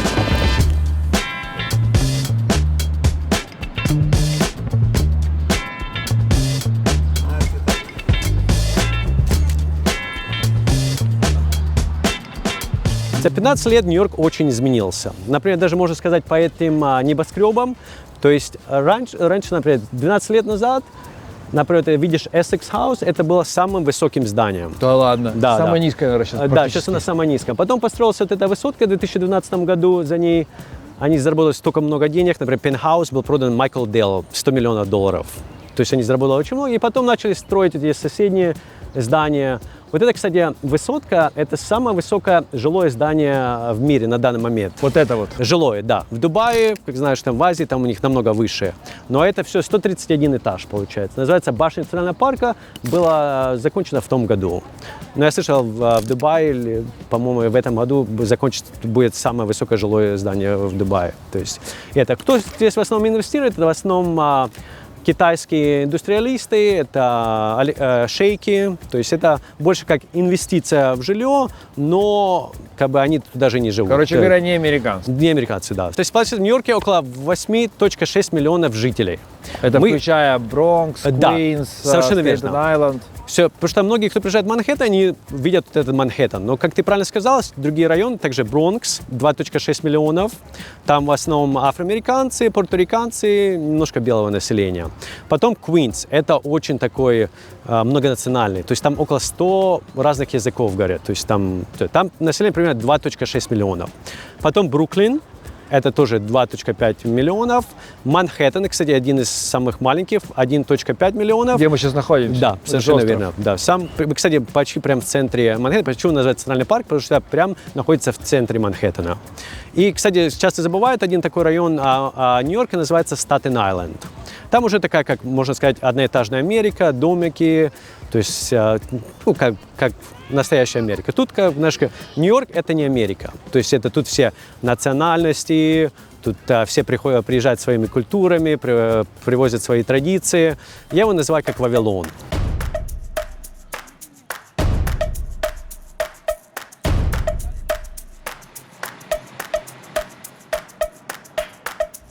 Здание, которое находится сзади меня, это один из самых старых небоскребов мира. Он был построен в 1911 году, если я не ошибаюсь, приблизительно. И до постройки Empire State Building был самым высоким небоскребом Нью-Йорка. Ну и, в принципе, кто-то даже считает, что всего мира.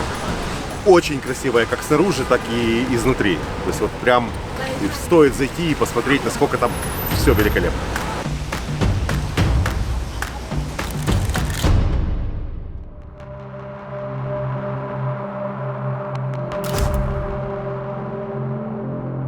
Вот он, Empire State Building, 102 этажа и всего лишь 410 дней строительства от первого колышка до открытия. И это не красивая легенда, это темп, в который нам сегодня с вами трудно поверить. Примерно по 4 с лишним этажа в неделю. Да, многие сейчас, скорее всего, как и я, задумались о том, как строили и задерживали его жилье. У меня таких историй более чем хватает. Так вот, в те времена на стройке каждый день работали тысячи человек. Ирландцы, итальянцы и индейцы из племени Махок, знаменитые высотники, которые ходили по стальным балкам на такой высоте, где у большинства людей ноги подкашиваются. И все это в 1930-м, в разгар Великой депрессии. Биржа уже рухнула, банки закрываются, безработица растет. Казалось бы, худшее время, чтобы строить самое высокое здание в мире. Но Нью-Йорк никого не спрашивал, какое для него время подходящее. Он просто брал и строил. Открыли это здание 1 мая 1931-го. Президент Гувер нажал символическую кнопку из Вашингтона, и в небоскребе включился свет. Но была одна проблема. Арендаторов почти не было. Верхние этажи пустовали. Говорят, чтобы здание не выглядело мертвым, в пустых офисах специально оставляли свет, чтобы снизу казалось, будто внутри кипит жизнь. Но прибыльным Empire State Building стал намного позже, а символом, конечно же, сразу. Потом появились башни Всемирного торгового центра, потом их не стало. И Empire State Building на время снова вернул себе статус самого высокого. Сегодня же в Нью-Йорке есть здания и выше, но когда в кино хочется показать город одним кадром, и чтобы всем стало понятно, где мы, то в кадре все равно появляется именно он. Empire State Building. И да, если вы, как и я, в далеком детстве ходили в кинотеатр смотреть фильм «Кинг-Конг», то лез он именно сюда.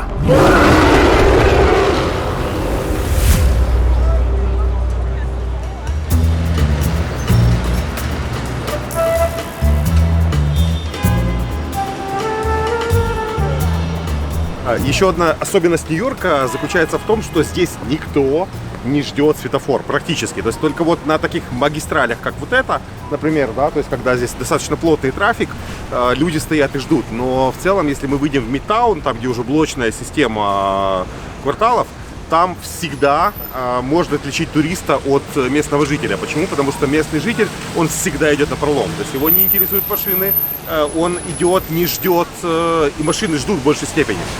Вот. И только туристы ждут на светофорах. И летом прошлого года здесь прям, ну, не сказать, чтобы узаконили, да, то есть, но они убрали все штрафы и все последствия, если ты неправильно переходишь улицу. Место, где, то есть, ну, в принципе, правительственное здание, да, то есть оно сейчас впереди, и еще одно правительственное здание справа от меня. То есть высокий вот этот вот высокий небоскреб начала прошлого века. Это все правительство. То есть тут вот это место прямо и называют правительственный квартал. Тут заседает мэрия, здесь находятся все инстанции, которые есть чуть-чуть дальше. Вот там вот находится здание ICE. Это те, кто выгоняют мигрантов незаконных. И там же находится, ну, в принципе, большинство правительственных вещей сосредоточены вот в одном месте.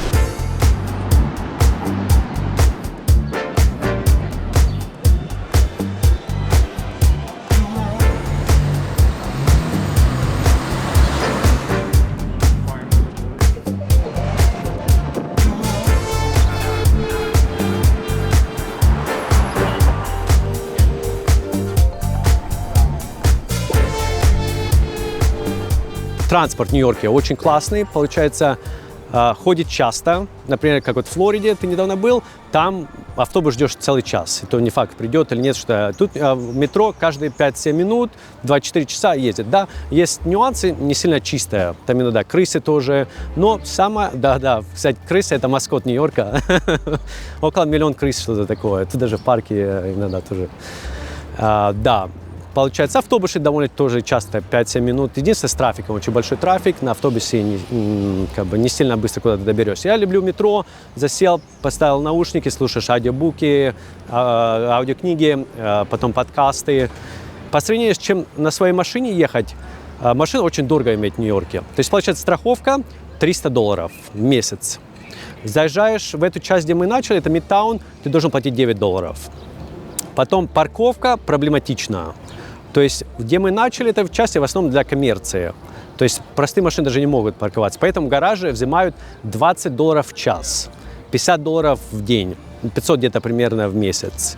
И потом каждый раз ты выезжаешь за город, возвращаешься, ты должен платить плата в въезд, $15. Потом бензин.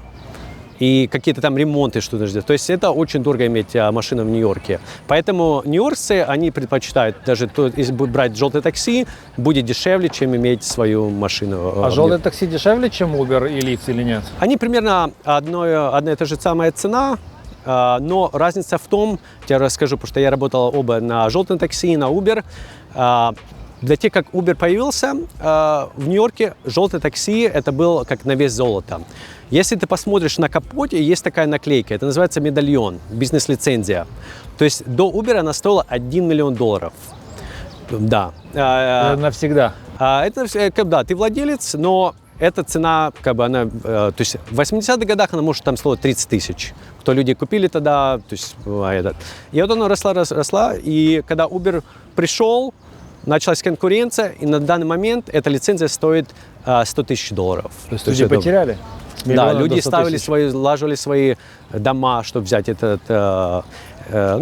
купить это желтое такси. И как там раньше работало? То есть получалось 2 смены, с 5 до 5 вечера. Я вот помню, вставал в 3 часа ночи, чтобы добраться в 5 к гаражу, потому что метро ночью чуть хуже ходит, и нужно было делать пересадки, и 5 приезжаешь туда в гараж, и они, если есть машина, они тебе дают, а если нет, говорят, извиняюсь, приходи завтра. Наш как бы встал утром, и машины нет. Потому что люди, кто все время там работает, им приоритет дается. Потом, если тебе дали машину, ты едешь, и ты 12 часов работаешь. Если ты остановился, то ты теряешь деньги. Примерно в час получалось в среднем $30 в час. То есть в день получалось $360-380, но из них половину ты платишь гаражу. То есть машина стоила $120, и за бензин это примерно $40, потому что это такая классическая машина, Ford Crown. То есть половина уходила гаражу, половина тебе в карман. Такое, да. С Uber намного проще, ну, в плане, то есть ты покупаешь машину, сдаешь там права и можешь ездить, когда хочешь, днем, вечером. И, на мое мнение, намного лучше для водителя иметь ну, как бы простую машину под Uber, чем желтое такси. Потом Uber тоже поначалу платил очень хорошо водителям, там четверг, пятница, суббота, а в воскресенье можно там $1500 было заработать. Потом с каждым годом Uber начал как бы меньше и меньше платить водителям. Дошло до того, что заработная плата у водителя была меньше прожиточного минимума. И потом водители объединились, создали такой профсоюз и наняли экономистов, которые просчитали и действительно подтвердили, что меньше минимума зарабатывают, и как бы принудили Uber поднять цену и начали платить лучше для водителя. То есть если этого профсоюза не было, то, мне кажется, Uber бананами расплачивался за оплату.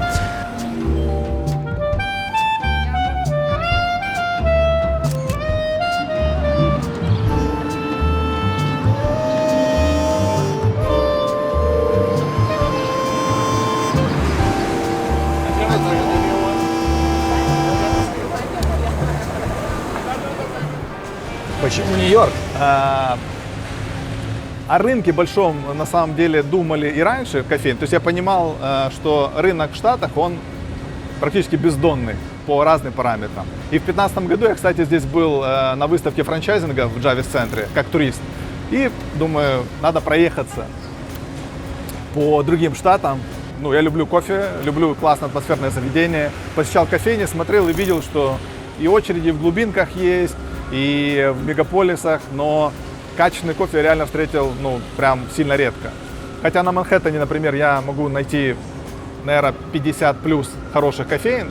Кажется, что много, но их тысячи здесь. Тысячи заведений, где готовится кофе. Качество, не знаю, как для украинца, наверное, как для человека, кто понимает в качестве кофе, тут заставляет желать лучшего. И ты таки решил в Америку, почему именно Нью-Йорк? Почему Нью-Йорк? Мы хотели Лос-Анджелес, мы очень хотели, чтобы нам понравился либо Лос-Анджелес, либо Майами. Но когда мы изучали сам рынок, Нью-Йорк больше всего похож на Киев, а у моего бизнес-партнера и у меня как раз очень хороший опыт в городах, где гости потенциально ходят рядышком с помещением. Ну что Калифорния — это одноэтажная Америка, Майами тоже на машине люди выезжают куда-то. То есть это другая бизнес-модель, она тоже там работает, тоже эффективно, но даже по количеству заведений кофеин, если посмотреть на карту, Нью-Йорк сильно преобладает над очень многими другими городами штата. Ну, насколько сложно было открыть бизнес и что нужно было пройти, чтобы открыть совсем небольшую кофейню? У тебя вот того помещения, которое я вижу, ну метров 16-18, наверное. Ну, здесь по документам 350 square feet, но по факту, да, 250, наверное, где-то так. 250 Или, да, ну, около 200, да. То есть это 20-25 квадратных метров примерно. Здесь было ужасное помещение в плане много десятилетий. Здесь была какая-то химчистка, или 10 или 20 лет. Я видел, жакет висел с биркой за 17-й год и до сих пор висит в пыли, ждет своего хозяина забрать.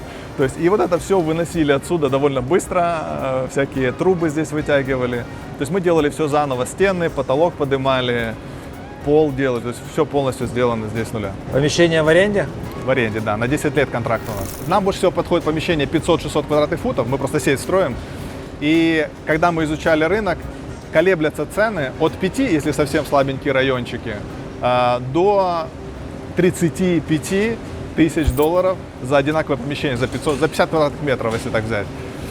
Если быть точнее, то одно место, которое нам понравилось, мы начинали торги с 13,5, но, ну как, мы хотели начать как бы торговаться, но в итоге Данкин, еще кто-то зашел в торги, они пошли куда-то в небо, и мы узнали, что дошли до 35 тысяч за это место, а по нашей бизнес-модели оно не подходит, для первой кофейни не подходит сильно, но это сильно высокая аренда на тот момент. Хотя сейчас, возможно, там с 5-го, с 10-го заведения будем брать и такие помещения тоже.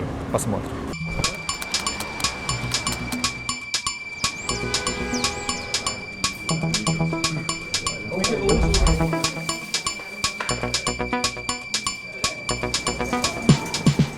Мы поели с тобой вдвоем. Это сколько? 80 баксов обещали где-то в среднем. 80 баксов, да, это с таксами и еще плюс типсы, процентов, наверное, 20. Около $100 у нас вышел обед с тобой. Это дорого или нет? В целом, я тебе скажу так, что если брать, наверное, такого уровня рестораны, то это на двоих вполне нормальная цена. Есть дешевле, вот, есть дороже, и при этом, знаешь, вот Нью-Йорк, он чем отличается? То есть тут можно найти еду за $5 и сытно наесться, и в то же время можно, то есть, найти еду и за $1000. То есть, поэтому, то есть, если говорить про мерки Нью-Йорка, да, то есть, то $100 за еду – это не самые большие деньги. Нью-Йорк очень сильно отличается тем, что если мы говорим про классическую Америку, да, то есть в классической Америке то есть, порции вот такие. То есть если вот, например, выехать на Апстейт или там выехать в Пенсильванию, то там прям порции будут огромные, то в Нью-Йорке такого нет. То есть тут стандартные европейские порции. Моя специализация – это рестораны. Я снимаю рестораны. Вот, еду, предметы, алкоголь и всякое такое. То есть поэтому то есть у меня очень много здесь кейсов, связанных именно с едой, со съемкой еды вот именно в Нью-Йорке. То есть, например, я здесь за этот год снял 7 мишленовских ресторанов. То есть они почти все уникальные на самом деле. Вот, кстати, вот это заведение, в котором мы с тобой находимся, это мишленовский ресторан. Да, то есть он, то есть это прямо можно сказать, что это hidden gem, да, то есть вот скрытый вот такой вот местак, его нету в списках различных. Кроме Мишлена. Кроме Мишлена, да, на удивление. Но при этом здесь безумно вкусно. И, кстати, рейтинг не самый лучший. То есть здесь рейтинг 4.1. Да, то есть при этом ты по еде скажешь, что этот рейтинг 4.1? Я думаю, что рейтинг ставят низкие китайцы, которые, у которых завышен... Я думаю, скорее туристы, потому что внешний вид этого заведения, он совершенно...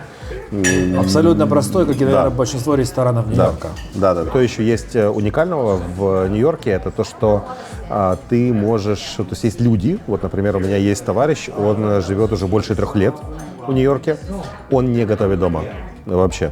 То есть он есть в так называемых дели.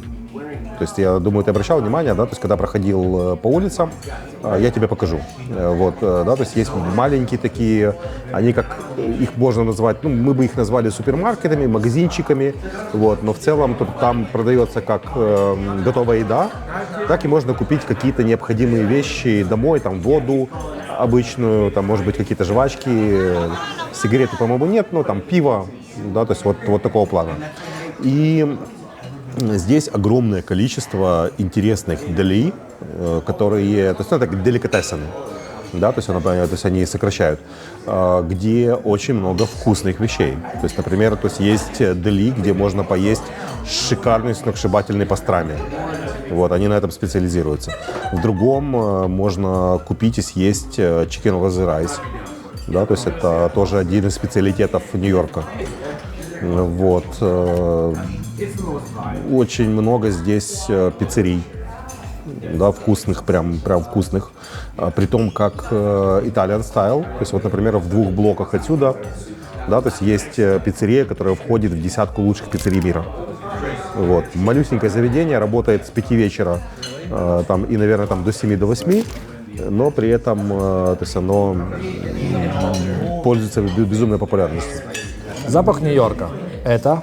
Запах Нью-Йорка – это трава и это уличная еда.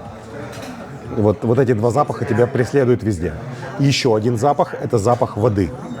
То есть воды, соленой воды с океана, потому что Нью-Йорк, он же находится на... Нью-Йорк – это по большому счету серия больших островов. Вот, поэтому вот 3 запаха, которые... И когда они смешиваются, когда у тебя трава, еда, соленый океан – это прям что-то волшебное.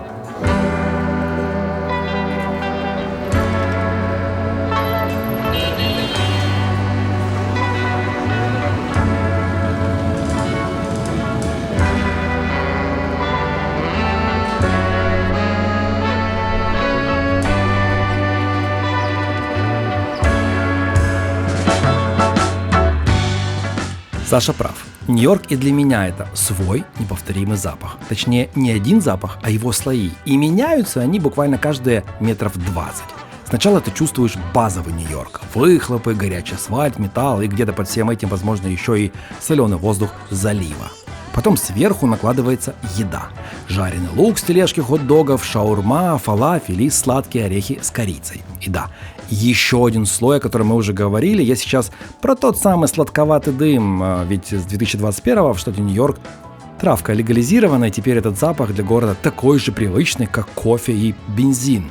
Но есть и другой запах, о котором редко пишут в путеводителях. Нью-Йорк каждый день производит и вывозит огромные объемы мусора. Счет идет на тысячи тонн. И долгое время его фирменная уличная картинка выглядела так. Черные мешки прямо на тротуарах, вдоль домов, без контейнеров. Ну и вы все поняли, да? Моя жена, когда первый раз со мной приехала в 2010 году в Нью-Йорк и увидела крыс в первый же день, много. Ну, в общем, вы все поняли. Ладно, не об этом. Давайте о том, что происходит летом. Так вот, летом в жару это чувствуется особенно интересно. Я про тот мусор, о котором я сейчас говорил. Город сейчас пытается перейти на закрытые баки, навести порядок, но старый Нью-Йорк все еще держится. Зимой же город пахнет уже немного по-другому. Появляется хвоя с елочных базаров, пар из люков, кофе, который держат в руках на бегу. И вдруг весь этот жесткий, шумный, дерганный Манхэттен становится уютным, как декорация хорошему, доброму, романтическому фильму, по которому я, если честно, соскучился. Почему-то такие фильмы перестали снимать. Так вот, мне посчастливилось побывать здесь пару раз в это время зимой, и поверьте, это то, что хочется прожить, особенно когда у вас на кону Рождество. А теперь к еде и воде. Про нью-йоркский бейгл спорят до сих пор. Кто-то говорит, что секрет в его технологии, кто-то, что он в муке, кто-то в том, что секрет в руках пекаря, но почти все в городе все равно повторяют одну и ту же фразу «дело в воде». И в Нью-Йорке это не просто красивая легенда, у этой истории есть очень конкретное прошлое. В 1832 году Нью-Йорк пил из колодцев, которые часто стояли с выгребными ямами. Пришла холера. За одно лето тысячи смертей и десятки тысяч людей в панике бегут из города. Стало ясно, без нормальной воды этот город просто не выживет. И тогда город решился на невозможное. В 1837 начали строить Кротонский акведук, огромный инженерный проект, который должен был привести в Манхэттен чистую воду с севера, с самотеком, без насосов, только за счет перепада высот. И в 1842 вода пришла в город. И Нью-Йорк праздновал это почти как второй день независимости. С тех пор вода стала не просто коммунальной услугой, она стала частью города. Та самая мягкая вода из нью-йоркской системы – одна из причин, почему здесь по-другому получается тесто, почему те же бейглы, пицца и хлеб, все они в Нью-Йорке получаются иначе. И да, я тут вам рассказывал и вспомнил, что за ту неделю, которую был в Нью-Йорке последний раз, все-таки не съел тот самый бейгл. А знаете почему? Потому что мне кажется, что их на улицах стало гораздо меньше. Как и, в принципе, и другого стритфуда. All passengers must depart the ferry at this time. Passengers wishing to make the return trip must exit into the terminal and enter the waiting room to await the next ferry.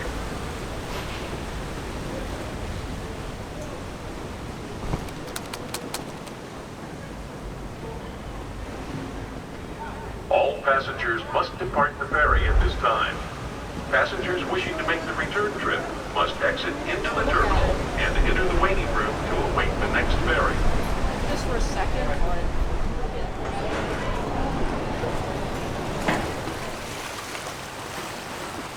Мы сейчас стоим на Стейтен-Айленде с видом на Манхэттен. По центру, если ты посмотришь, это Манхэттен. Остров Манхэттен, южная часть его, это, в принципе, был город Нью-Йорк. Раньше он назывался Новый Амстердам. С левой стороны Джерси-Сити, с правой стороны там уже Бруклин. Здесь Стейтен-Айленд. Эта территория тоже когда-то была голландская. Название Стейтен-Айленд, он тоже от датчан. То есть не датчан, голландцев, дач. Раньше назывался Новый Амстердам, сейчас называется Нью-Йорк. По-моему, это было с конца, если не ошибаюсь, 17 века или с самого начала 18. Вот это Веризано Бридж. мост, который соединяет Бруклин со Стейтен-Айлендом. Это единственный мост, который соединяет Нью-Йорк город, потому что другие мосты, они уже ведут в Нью-Джерси. А это единственный мост, который идет, соединяет остальные части. Стейтен-Айленд – это остров, Бруклин, Квинс, Лонг-Айленд – это остров, Манхэттен – это остров. Единственная часть Нью-Йорка, который не остров, а именно на материке, это Бронкс, который находится севернее Манхэттена в ту сторону. Туда мы не доехали в этот раз. Здесь когда-то везде, на всех этих территориях жили ленапи индейцы, которые племя ленапи. В Бруклине, ближе к аэропорту, там жили канарси, другое племя индейское. Если вы посмотрите вон туда, там находится Форт Хэмилтон. Вот эта вот база военная, она еще со времен, когда здесь еще были англичане. Вот. Банда Нью-Йорка, если ты смотрел фильмы «Банда Нью-Йорка», которые происходят, это происходило там, с восточного. Этого района уже сейчас, конечно, нет, он уже застроен, но это происходило там, ближе к Манхэттен-бриджу, то есть за Бруклин-бриджем. Вот. В то время, в конце, значит, может быть, где-то середина 19 века, самая большая миграция, я бы сказал, скорее всего, была ирландская. И в этом фильме они это описывают, люди из Ирландии, люди католической веры. После ирландцев была волна, значит, была гражданская война, это все были еще ирландцы, а потом уже началась большая волна из Южной Италии в особенности, из Сицилии, Неаполь. Мы сегодня видели дедушку, чьи родственники были из Неаполя, скорее всего, они приехали туда. И очень большая миграция была еврейская из стран бывшей Российской империи. То есть на сегодняшний день Польша, Украина, Беларусь, Прибалтика.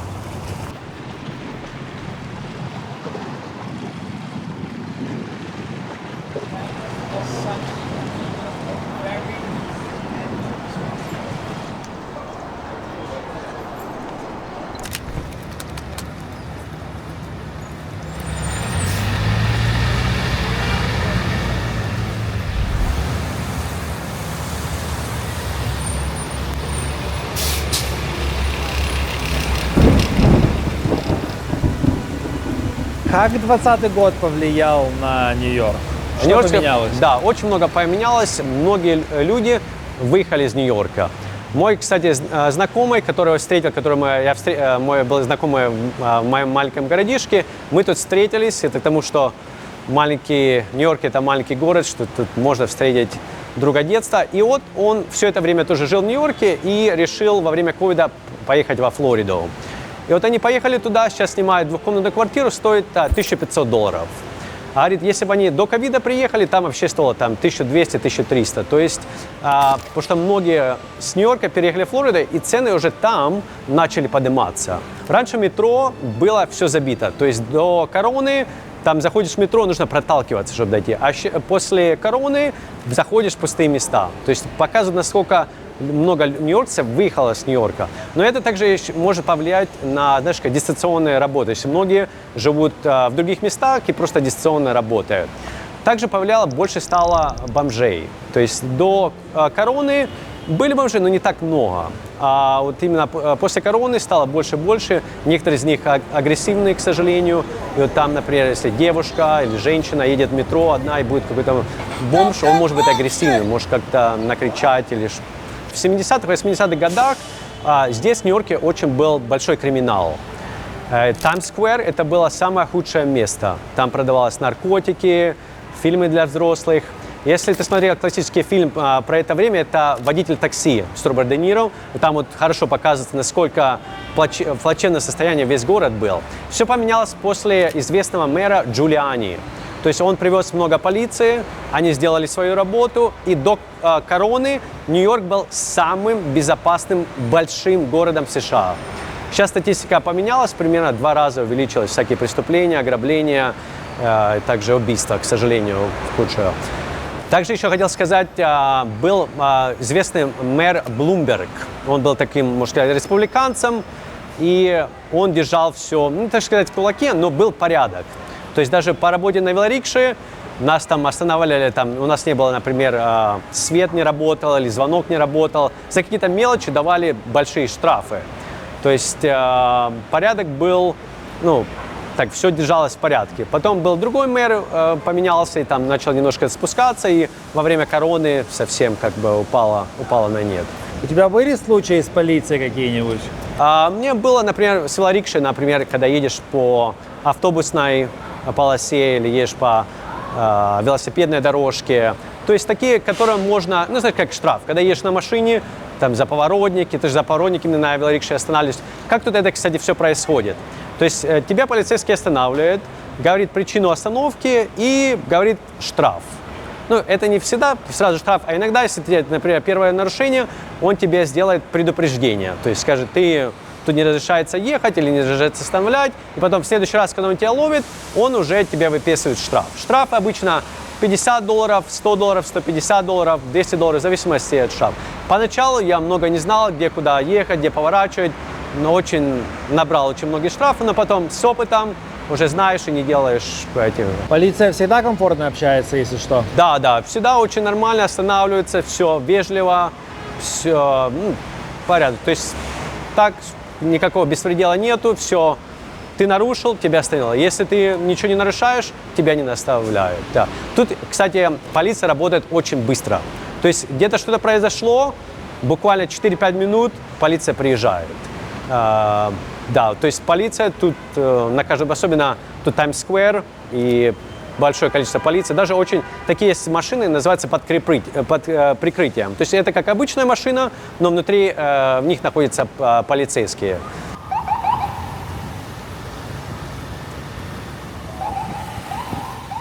В 1990-м в Нью-Йорке было убито 2245 человек. Это 6 человек в день. Каждый божий день. К 2022-му 438. Тот же город, но все иначе. Что же произошло между этими датами, спорят до сих пор. Давайте вернемся в историю. Мэр города Джулиани и его шеф полиции Браттон сделали ставку на теорию разбитых окон. Смысл был таков. Если закрывать глаза на мелкие нарушения, потом вырастают и серьезные преступления. Поэтому начали жестче следить даже за мелочами. За прыжки через турникеты, за пьянство на улице, и за мелкое хулиганство и даже за граффити. Идея была проста. Порядок начинается не с громких арестов, а с повседневных правил.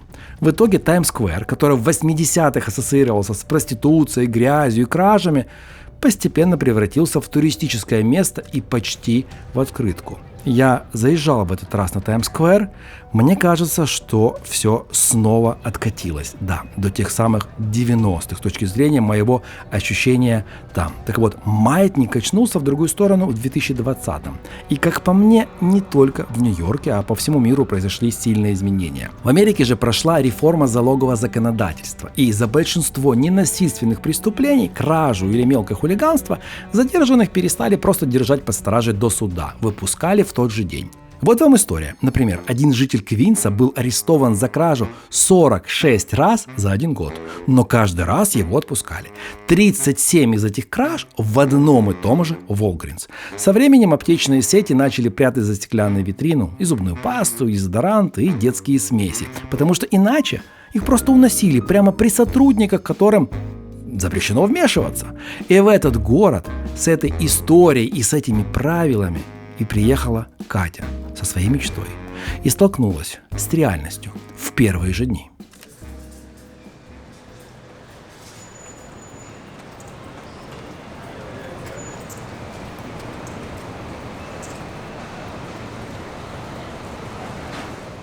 Меня зовут Катя, я 5 месяцев назад переехала в Нью-Йорк из Киева, я жила там последние 2 года. Я мечтала про Америку в течение где-то 6 лет, я смотрела все возможные вообще выпуски на ютубах, все возможных блогеров, и для меня это было как цель, я везде это писала во всех дневниках. No, I don't have money, I'm in New York, sorry, go to work, I'm working, why you don't work? That's it. Что это было? Что это было? Да. Это был бомж, который просил деньги. Тут это очень популярно. Иногда они прям в метро заходят с сумкой и просто людей бьют вот так вот, ну, как сейчас, в принципе. Sorry, I'm sorry. Okay? No, you're not. Sorry, nigger.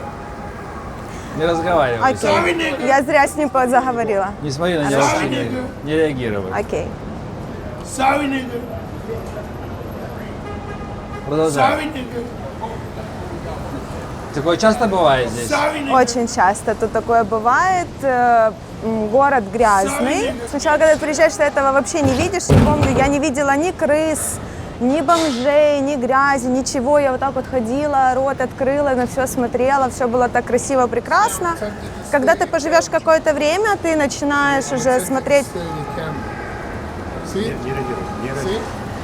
Продолжай. Когда ты поживешь какое-то время здесь,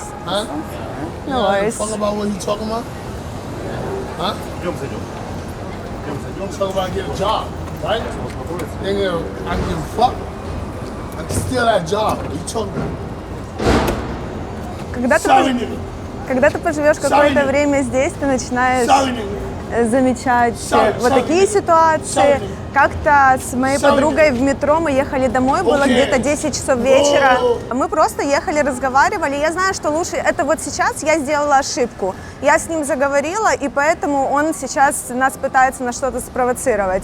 На самом деле лучше вообще с ними не говорить, не смотреть им в глаза, просто идти мимо, заниматься дальше своими делами. Мы, в принципе, тогда в метро так и делали с подругой.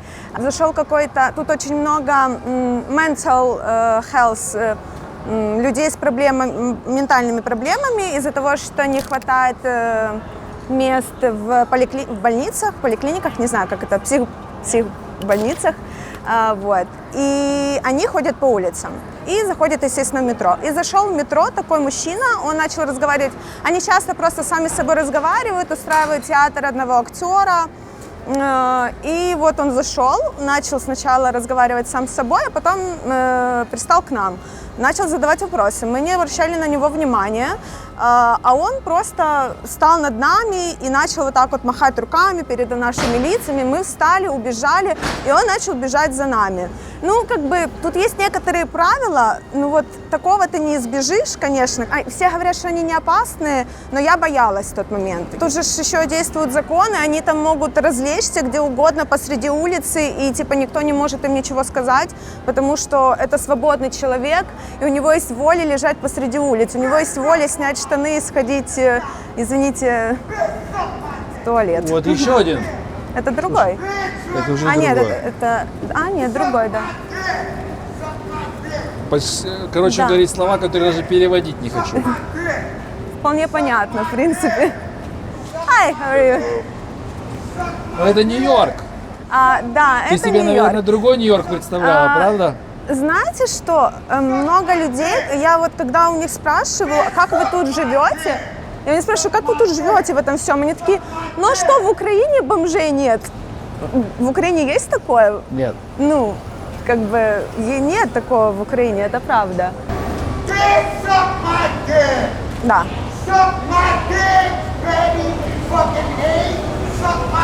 У меня такое ощущение, что они считают, что они хозяева этого города. Вот серьезно, вот они его держат просто. Они-то так себя ведут вызывающе. Катя права и не права одновременно. Бездомные в Нью-Йорке действительно ведут себя как хозяева, потому что по закону они ими и являются. В этом городе можно лежать на тротуаре, спать на ступенях или в переходе. Полиция бессильна. Просто лежать – это же не преступление. А вот справить нужду на глазах у прохожих – нарушение, преступление. Но патруль приедет через 8 часов, когда след уже простыл. Сегодня в Нью-Йорке официально 90 тысяч бездомных. Да, не все из них на улице, но это целый город внутри города. И этот город живет по своим правилам. Как же себя вести, чтобы не попасть в ту ситуацию, в которую мы с вами сейчас попали? Не смотреть в глаза, не отвечать, не вступать в диалог. Жители выучили это на уровне рефлексов, а туристы узнают после своего первого раза. Я же почувствовал свою историю, как город изменился в первые пару часов, в свой первый же день. Рассказываю историю. Значит, прилетел я сюда из солнечного Майами. И да, фильм о жизни вас также скоро ждет. Так вот, Financial District, набережная, золотой час, от когда свет красиво падает. Я выхожу поснимать, взял с собой камеру, выхожу из отеля, иду снимать город, пока погодка тебя радует. Хотелось поймать эту атмосферу, людишек, бегающих спортсменов, гуляющих мамочек с детьми, звон бокалов в кафе, смех, шум ветра. Ну, в общем, все как я люблю. Останавливаюсь где-то, не доходя до Бруклин-бридж, то есть Бруклин-моста, присел, снимаю себе атмосферную сцену, люди сидят в кафе, разговаривают, общаются, кто-то проходит, снимаю снизу, присел. И тут, здрасте, я ваша тетя. Тебя прям в ухо какой агрессивный крик сбоку. Эй, дай денег, я голодный. Ну, понятное дело, на английском. Я такой, показываю, тихо, я тут снимаю, не мешай, пожалуйста. Так вежливо просто показываю.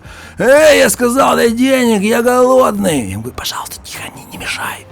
И это было ошибкой. Вместо понимания эмпатии – взрыв ярости. Человек ближайшие 5-10 минут прыгал вокруг меня, имитировал удары, орал на всю улицу, кричал, что сейчас достанет пушку и пустит мне пулю в лоб. Он так орал, а улица просто смотрела. Люди местные привыкли, ну а туристы просто обошли себя и пошли дальше испуганно, возможно, кто первый раз. Кто-то подальше отсел, а кто-то продолжал зевать свой ланч, как будто ничего не происходит, потому что это реальная декорация Нью-Йорка. Я же себе спокойно уходил под эти крики, ярые угрозы этого бездомного, и это было мое первое «Здравствуй, Нью-Йорк! Как же ты изменился за то время, пока я здесь не был?» Вот вам сразу вторая история. На следующий же день мы поехали с Леонидом в Бруклин-Хайтс, там, где мы уже сегодня бывали. Красивейший район, вы уже поняли, я его люблю, мне там нравится, но мы вот там шли, гуляли, время от времени озирались аккуратно по сторонам, ну потому что у меня в руках техника тысяч на $12-15, 2 камеры, объективы, штативы, звук и так далее. Для меня это инструмент заработка, а для кого-то легкая добыча. И вот, в скверике, куда мы подходим, у нас снова приключения. Какой-то непонятный бездомный в очень неадекватном состоянии, прям с лавочки, увидев, что у меня камера, как начал орать на меня, что меня сейчас здесь зарежет. И столько плохих слов, которые я даже на английском и не знаю даже, что вам о них сказать. Ну, в общем, я замер. Честно говоря, немного испугался, шок, ты просто не привык к такому, тебе нравится этот район, ты по нему гуляешь, классно, красиво, он реально очень классный, атмосферный район, а тут на тебе, здрасте, осаживают. Леонид спокойно потянул меня за рукав, сказал: Андрей, пойдем-ка, пожалуйста, отсюда. Вот если он исполнит свое обещание, вот поверь, ему ничего не будет, его даже искать не будут, а ты пострадаешь. И в этом и есть страшная правда Нью-Йорка. Твоя безопасность здесь – это только твоя забота. Ну и давайте, финальная третья история. Последний вечер. Это уже на самом деле 38-й день съемок в Америке. До этого у меня был Сан-Франциско, Лос-Анджелес, Техас, Майами. И вот я заканчиваю снимать в Нью-Йорке.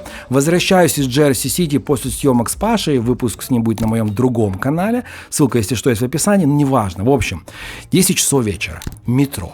Я выхожу в своем Financial District. И вот на выходе я чуть не спотыкаюсь от человека, который лежит прямо у меня под ногами. И признаюсь, его запах бил в нос мне раньше, чем я успел рассмотреть, что там вообще кто-то есть.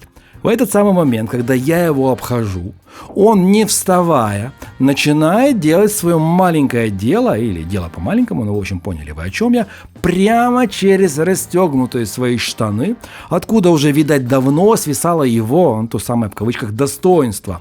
И он просто повторял свои маленькие испражнения. Скажу честно, если вы смотрели фильм про Сан-Франциско, то я там рассказывал, что я ехал по Сан-Франциско в центре города, увидел женщину, которая просто встала, вытерла себе там сзади, да, и так далее, и пошла. Она сходила по-большому. Ну, в общем, да, это те нюансы, которые есть в Америке. Так вот, тогда я на это смотрел и думал лишь об одном. Хорошо, что я завтра улетаю. Слава Богу. Я безумно люблю тебя, Нью-Йорк, но не могу принять тебя до конца. Знаешь, вот твой диалог с Катей, да, по поводу того, что здесь очень много бомжей, очень много крыс и всякой остальной дичи. Вот я хожу по Нью-Йорку безумное количество километров. То есть у меня, вот, например, вчера я прошел 30 километров только по Манхэттену. И вот каждый день у меня, да, то есть я не каждый день на Манхэттене, да, то есть, ну вот я каждый день хожу практически по 10 километров. И я не вижу здесь такого количества маргиналов, такого количества там грязи и всего остального, как это видят многие люди. То есть, наверное, это все-таки больше, знаешь, про принятие или непринятие этого города, да, про то, что он, то есть, ну вот, ты его или любишь, или ты его ненавидишь, да, и ты хочешь там в любой момент с него убежать, да, то есть такие люди тоже есть. Единственное правило, которое здесь нужно соблюдать по поводу даже не бомжей, потому что бомжи, они на самом деле здесь очень тихие, они никого не трогают. Они сидят себе тихонечко, вот где-то вот укрывшись одеялком, и вот чилят, втыкая. Вот на самом деле, знаешь, у меня есть одно место нелюбимое, то есть я там часто хожу, это вот прямо напротив здания ООН. То есть самого бесполезного здания в мире. Вот. И вот там вот есть место, где они просто вот стоят лавочки в рядочек, вид на East River, и вот они там сидят, укутавшись летом и зимой, и вот просто вот так вот втыкают. То есть я не знаю, то есть то ли они под чем-то, то ли это просто у них такой стиль жизни, но бомжи, именно бомжи, они тихие. А те, кто шумят, те, кто вот создают вот эти вот, да, то есть волны негатива и всего остального, в основном это просто больные люди, просто сумасшедшие. То есть они могут жить даже не обязательно на улице, да, то есть хотя есть и такие. Но в целом, скорее всего, у них есть жилье, потому что государство о таких людях старается заботиться. Да ладно? Да. Да. Здесь я тебе сейчас расскажу пару примеров. Здесь есть такое понятие, как проекты. Проекты, вот в Нью-Йорке их очень легко отличить. Здания, унылые здания из коричневого кирпича, чаще всего, если мы говорим не про Бруклин, да, где он, в принципе, весь построен из коричневого кирпича, и не про там Green Village, да, то есть вот те места, то есть здания из коричневого кирпича — это проекты. То есть туда заселяют в основном, то есть раньше заселяли туда в основном людей неблагополучных. То есть и это может быть там человек, у которого нет денег, это может быть просто какой-то там маргинал, это может быть больной человек на голову. И то есть это вот так было раньше, да, то есть и такие места, их невозможно снести, их невозможно ничего с ними сделать. И вот здесь на самом деле в 2 блоках вот в ту сторону есть огромный проект, просто огромнейший, прямо в центре даунтауна, в центре Манхэттена, да, где земля стоит просто колоссальных денег, есть место, где живут, то есть вот такие вот люди. И вот там на самом деле ходить, вот честно, не очень нормально, да, то есть почему? Потому что я там хожу, у меня тьфу-тьфу-тьфу, там, я не знаю, почему себя постучать, да, у меня там ни разу не было никаких случаев, вот, но в целом вот там могут до тебя пристать вот такие вот разные люди. А сейчас политика Нью-Йорка такая, что власти Нью-Йорка, они стараются расселять таких людей в нормальные дома. То есть, понятное дело, что есть проекты, да, то есть они никуда не денутся, они уже где-то там за околицей, на окраинах Нью-Йорка, да, то есть, но то есть, если человек более-менее нормальный, но, например, он не может себе позволить денег, или это больной человек, да, то есть, но который работает над собой, то есть он принимает лекарства, он стоит на учете, вот, их могут подселить в наши дома. То есть, вот, например, в моем доме, где я живу, да, то есть я говорил, что у меня в доме есть бассейн, у меня есть спортзал, у меня коворкинг, у меня 7 ресторанов, и один из них мишленовский, in-unit laundry, да, то есть вот у меня 20% людей, которые живут в моем доме, это вот как раз, то есть люди, которые там низкой социальной, финансовой штуки, да, то есть вот так. И то есть в целом большинство из них, да, то есть у нас ни к чему, то есть никаких проблем не приносят. Они тихо живут. Это инвалиды, да, то есть, ну, то есть мы там можем там сказать привет и так далее, да, то есть, но, например, вот есть пример, то есть у меня на этаже, да, буквально там через 5 или 6 юнитов, то есть живет девушка, то есть я не знаю, ей там от 30 до 50, я не знаю точно ее возраст, непонятный. Хорошо одевается, приличная, все время здоровается. Но раз там в полгода она может забыть принять таблетки. И последний раз, когда это было, несколько месяцев назад, она прям пошла к соседям напротив, начала стучать им в двери, там, кричать там «I will kill you», там, и так далее, и так далее. Вот, то есть вызвали, естественно, полицию, приехала полиция, ее забрали в больницу, ее там успокоили. То есть и она сейчас нормально себя ведет, да, то есть пока вот, принимает таблетки. Пока принимает таблетки. А да. Люди, которые на улице без таблеток, могут к тебе пристать. их просто лучше игнорировать. Вот здесь, наверное, одно из первых правил безопасности в Нью-Йорке, да и вообще во всей Америке, да, то есть не игнорируйте вот таких вот неприятных людей. И все будет окей. Потому что если их игнорируешь, они даже если к тебе пристали, очень быстро отцепятся.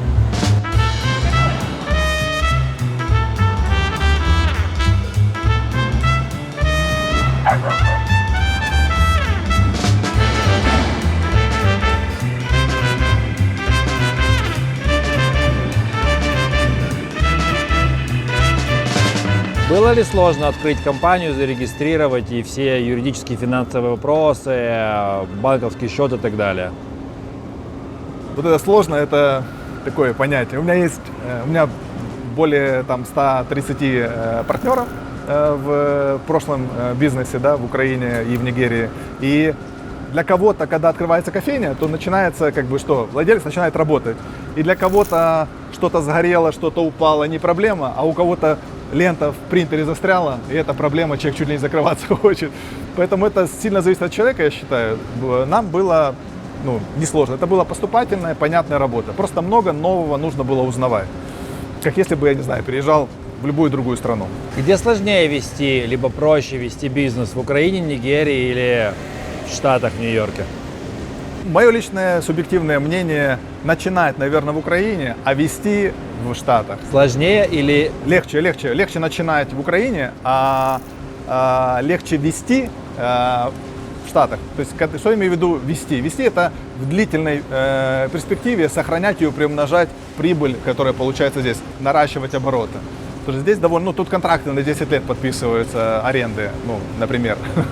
И мы вперед платим, мы за 10 месяцев вперед платили, чтобы это страховой депозит. Эти деньги просто лежат на счету отдельно и ждут конца контракта, чтобы мы себя тут правильно вели, платили, выполняли свои обязательства перед лендлордом. В Сан-Франциско легко могут зайти к тебе с пистолетом, достать его и сказать «давай кассу», и у тебя вариантов Первые немного. недели работы заходит один парень. Мы еще думаем о другом. Впарил фальшивую 20-ку. Второй парень 10-ку. Это на моей смене, то есть это прям за день. Третий попытался, но уже не прошло. Четвертый зашел, стоял, а у нас, мы как бы типсы там небольшие, там $8 лежало. Стеклянная банка, отсюда видно, и знают, что мы новые ребята еще, не прожженные, не знаем, как здесь работает. И подходит парень такой и спрашивает: а у вас кофе есть? И тут я что-то заподозрил, что-то неладное. И он хватает эту банку, метется, и первое, про что я подумал, чтобы он сам себе не навредил, не ударился, потому что здесь это очень дорого. Если человек повреждает что-то здесь, это прям проблема для бизнеса. Если он там сломает что-то, порежется. А второе, чтобы не разбил дверь, потому что она внутрь, а он на выход летел. Я просто стоял, ждал, пока он убежит. Перехрестился, заказал еще этих баночек побольше. Понял, что это не первый раз. Второй день человек идет, просто миску берет и уходит для собак. Я не знаю зачем. Мы просто, чтобы поилочка, там у нас много гостей с собаками, чтобы им было там поесть там трицы эти, вкусняшки, там выпить водички. И человек просто берет себе и идет, нормально. Мы этих закупили там запасом, понимаю, что это проще поставить, чем за кем-то гоняться, что-то делать. В этом плане здесь есть люди там бездомные, которые заходят иногда, там кто-то вежливо спрашивает и уходит, а некоторые приходят прям буянят, и приходится смотреть это выступление, потому что оперативно решить вопрос, там полицию вызвать, еще что-то, это у меня в опыте пока не было. И заниматься она, скорее всего, не будет вообще. Скорее всего, да. Он же бездомный, и там что-то есть до какой-то суммы, вообще не занимается. $900. Да, уже больше, было, по-моему, меньше.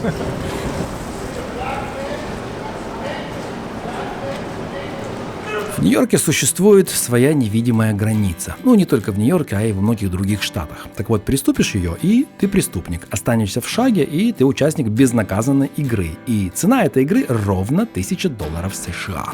Это магический порог. Украл на $999? Поздравляю, ты в безопасной зоне. Для закона это просто проступок класса А. Максимум год тюрьмы, который никто не дает. На практике же полиция часто даже не выезжает, а охрана стоит по стойке смирно. Почему так происходит? Потому что если охранник задержит вора силой, он сам окажется в суде за незаконное удержание.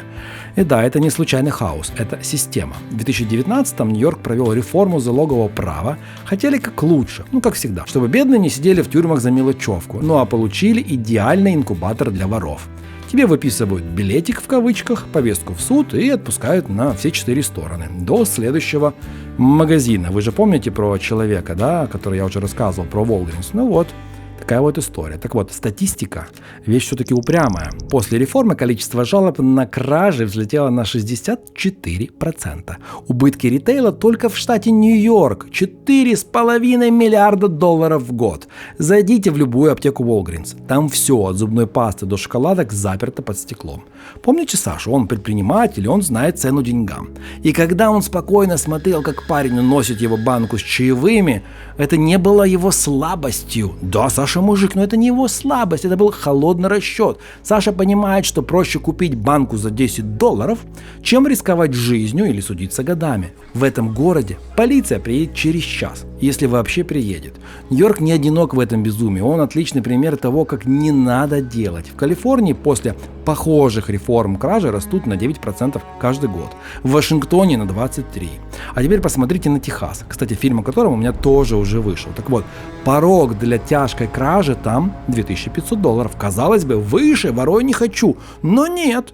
Тебя арестуют быстро и без лишних сантиментов. Что в итоге? Рост краж всего лишь на 5%. Во Флориде та же самая история. Быстрый арест, жесткие правила и минимальный рост преступности. Вот такие вот реалии настоящей Америки. И, кстати, еще один очень такой важный момент. Большинство вот этих вот людей, я не знаю, как это сказать правильно, сумасшедшими их нельзя называть, да, то есть, люди, у которых нарушение умственной деятельности, да, то есть вот так. В основном большинство из них это черные. И почему так? То ли они не выдерживают просто больше, чем этот стресс жизни, да, чем другие национальности или там какая причина, я не знаю. Но сам факт того, что вот они такие. В основном вот именно в Нью-Йорке, да, то есть вот сами черные, они очень агрессивны. При этом агрессивны в плане не в том, что они могут там тебе побить или что-то еще, да, то есть я не говорю сейчас про криминал, я говорю просто к тому, что вот ты, например, пример простой, я зашел в фармаси, да, то есть в магазин, там, где продают медицину, и мне нужно было взять таблетки, которые были за стеклом. То есть я позвонил в звоночек, да, то есть там есть звоночек, должен прийти человек, сотрудник, он пришел, очень долго шел, пришел, это был черный парень, вот, и я ему говорю, дай мне, пожалуйста, вот этот тюбик. Он с таким опломбом, знаешь, вот как будто вот он это дает, то есть он просто, вот, знаешь, открыл вот так вот, что стекло чуть не разбилось, достал этот тюбик, вот так вот меня кинул просто, да, то есть вот такая у них агрессия, пассивная агрессия, можно сказать. Или вот как пример, я стоял, хотел зайти в поезд, в трейн, в метро, выходил парень черный, и он так долго на меня смотрел. То есть потом так вот проходил мимо и так вот наступил мне кончиком на ногу, да, то есть так, чтобы не сделать больно, но показать, что он такой. И он так вот вальяжно прошел дальше. На самом деле они очень... И мы сейчас не говорим про криминал, да, то есть мы говорим вот именно про пассивную агрессию. Они очень боятся делать до тебя дотрагиваться. Потому что любое касание до тебя, если это не больное, не какое-то, любое касание до тебя, это уже криминальное, да, то есть ты можешь это все, то есть ты можешь вызвать полицию, сказать, что этот человек, да, то есть там был агрессивен к тебе, и он там тебя дотронулся, и то есть его за это могут посадить в тюрьму. Вот, поэтому, то есть у меня даже был случай, я шел в Penn Station, да, то есть это вокзал, то есть я шел на вокзале, вот, и подошел, и сзади подбежал черный, вот, и он хотел просто вот так вот руку надо мной провести, вот так вот, типа вот, и пойти дальше. Вот, и он касается моей шапочки, то есть это касание было, я его еле заметил. Вот, он в этот момент испуганно, то есть у него прямо вот весь испуг на лице, он на меня посмотрел, побледнел, я первый раз увидел, как черный побледнел, и он убежал. То есть потому что он забоялся, что я сейчас позову полицию. designated barriers for docking. Failure to do so could result in serious injury. Please check an insurance.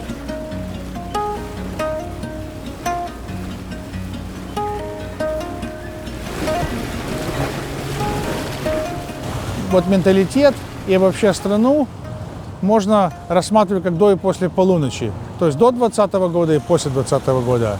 Или до 2016 года, после 2016, или, может быть, до Обамы и после Обамы. То есть то, что происходит на протяжении, может, последних 10 лет, очень сильно как бы потрясло жителей этой страны. Потому что когда я сюда приехал и общался с американцами, а в основном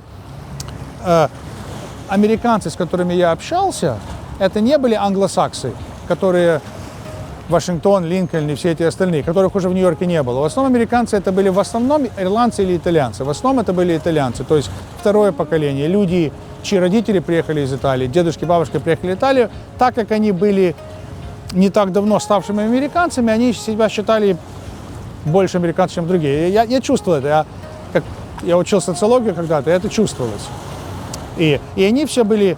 У них у всех была гордыня, Америка, в то время Советский Союз развалился, холодная война закончилась, и здесь все правильно, везде все неправильно. А вот последние 10 лет люди заглядывают, все, уже везде неправильно, и посмотри, что как бы люди начинают понимать. Чувствуется, что менталитет меняется, потому что все меняется, да. И я думаю, 2020 год очень сильно повлиял. Вот эти вот мандаты, выборы. Указы, которые были, выборы, уколы. Да, выборы. Беспорядки очень сильно. Потом все эти войны, война в Украине тоже повлияла на это все. Люди по-другому, они уже по-другому. И вот ты знаешь, когда говоришь с американцами, видно, что они многие недовольны, они спрашивают вопрос. То есть нет такого, что у нас все правильно, мы горды, все хорошо. Нет. И вот даже вот эти выборы сейчас, которые у нас были в ноябре, это своего рода как бы, как сказать правильно по-русски, то есть, революция против, желание... Антипроект. Да, антипроект, желание как-то сопротивиться этому. Вот. Окей, а как Нью-Йорк поменялся за эти годы? И люди, которые живут в Нью-Йорке? Здесь стало меньше, я бы сказал, меньше европейцев и больше азиатов, да, намного больше азиатов. И я когда сюда приехал, здесь было Чайнатаун в Манхэттене и было мини-Чайнатаун в Бруклине. Сейчас уже в Бруклине 2 огромные Чайнатаун, когда ты попадаешь туда, ты такое чувство, что ты в Китае. В Квинте несколько Чайнатаун. То есть, получается, здесь уже может штук 8. Очень много людей из Индии. Они были и тогда, но сейчас больше и больше. Да, это я заметил, да. Чисто вот этнически, да.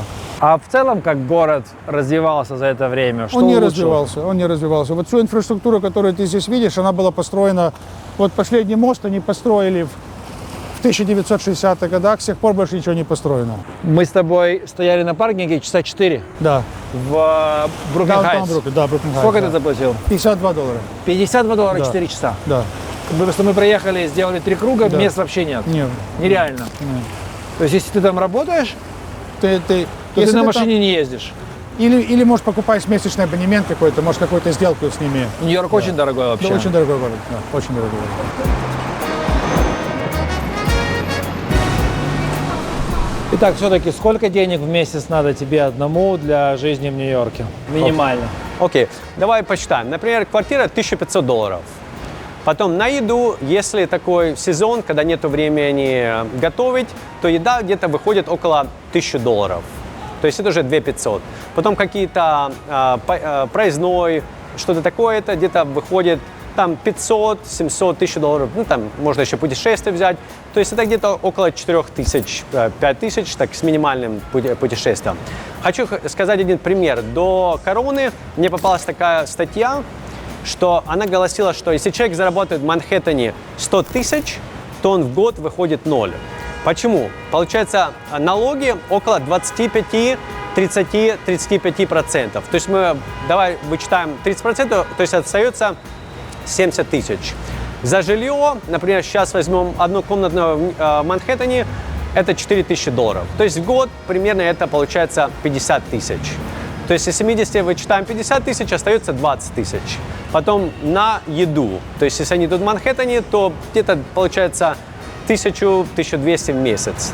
То есть это за год получается около 12 тысяч, то есть из 20 отнимаем 12, остается 8 тысяч. Из этих 8 тысяч это тоже там поездки на метро, поездки там кто-то такси, где-то остается на путешествие. То есть человек в Манхэттене, который зарабатывает 100 тысяч, за год приходит в ноль. Но это так в целом. Кто-то, понятно, что более экономные, меньше тратят. Где-то в компаниях больше предоставляются страховки, что не нужно человеку платить за медицину.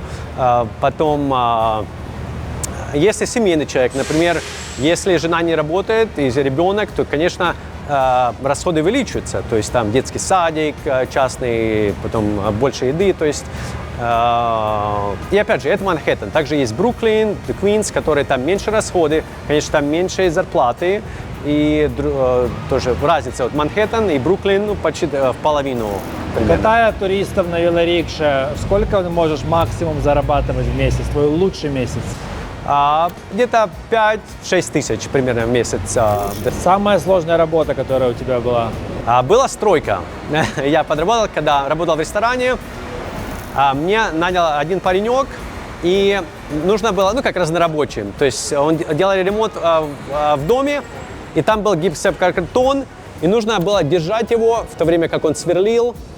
И получается, ну, физическая работа. И что самое интересное, проработав 3 дня, он мне ничего не заплатил. Вот, это не наш был? Наш человек. Не буду говорить с наших каких стран, но наш человек, да.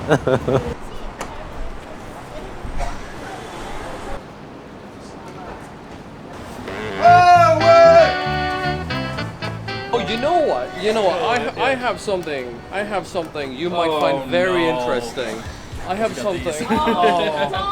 This is the true photography. Okay, here's what street photography is really about. All right, I call this thing here the poop cam. It works 100%. I believe this is from '94. Actually, this one right here. This is 40 years old. This is a family heirloom. I just started using it today. This is an old Yashica. my friend here is from Sweden, and he's staying here for a month, so I thought I would show him around. It's his first time ever being in the U.S. He's only been here for 5 days. There we go. I've never seen that. Okay, one with that.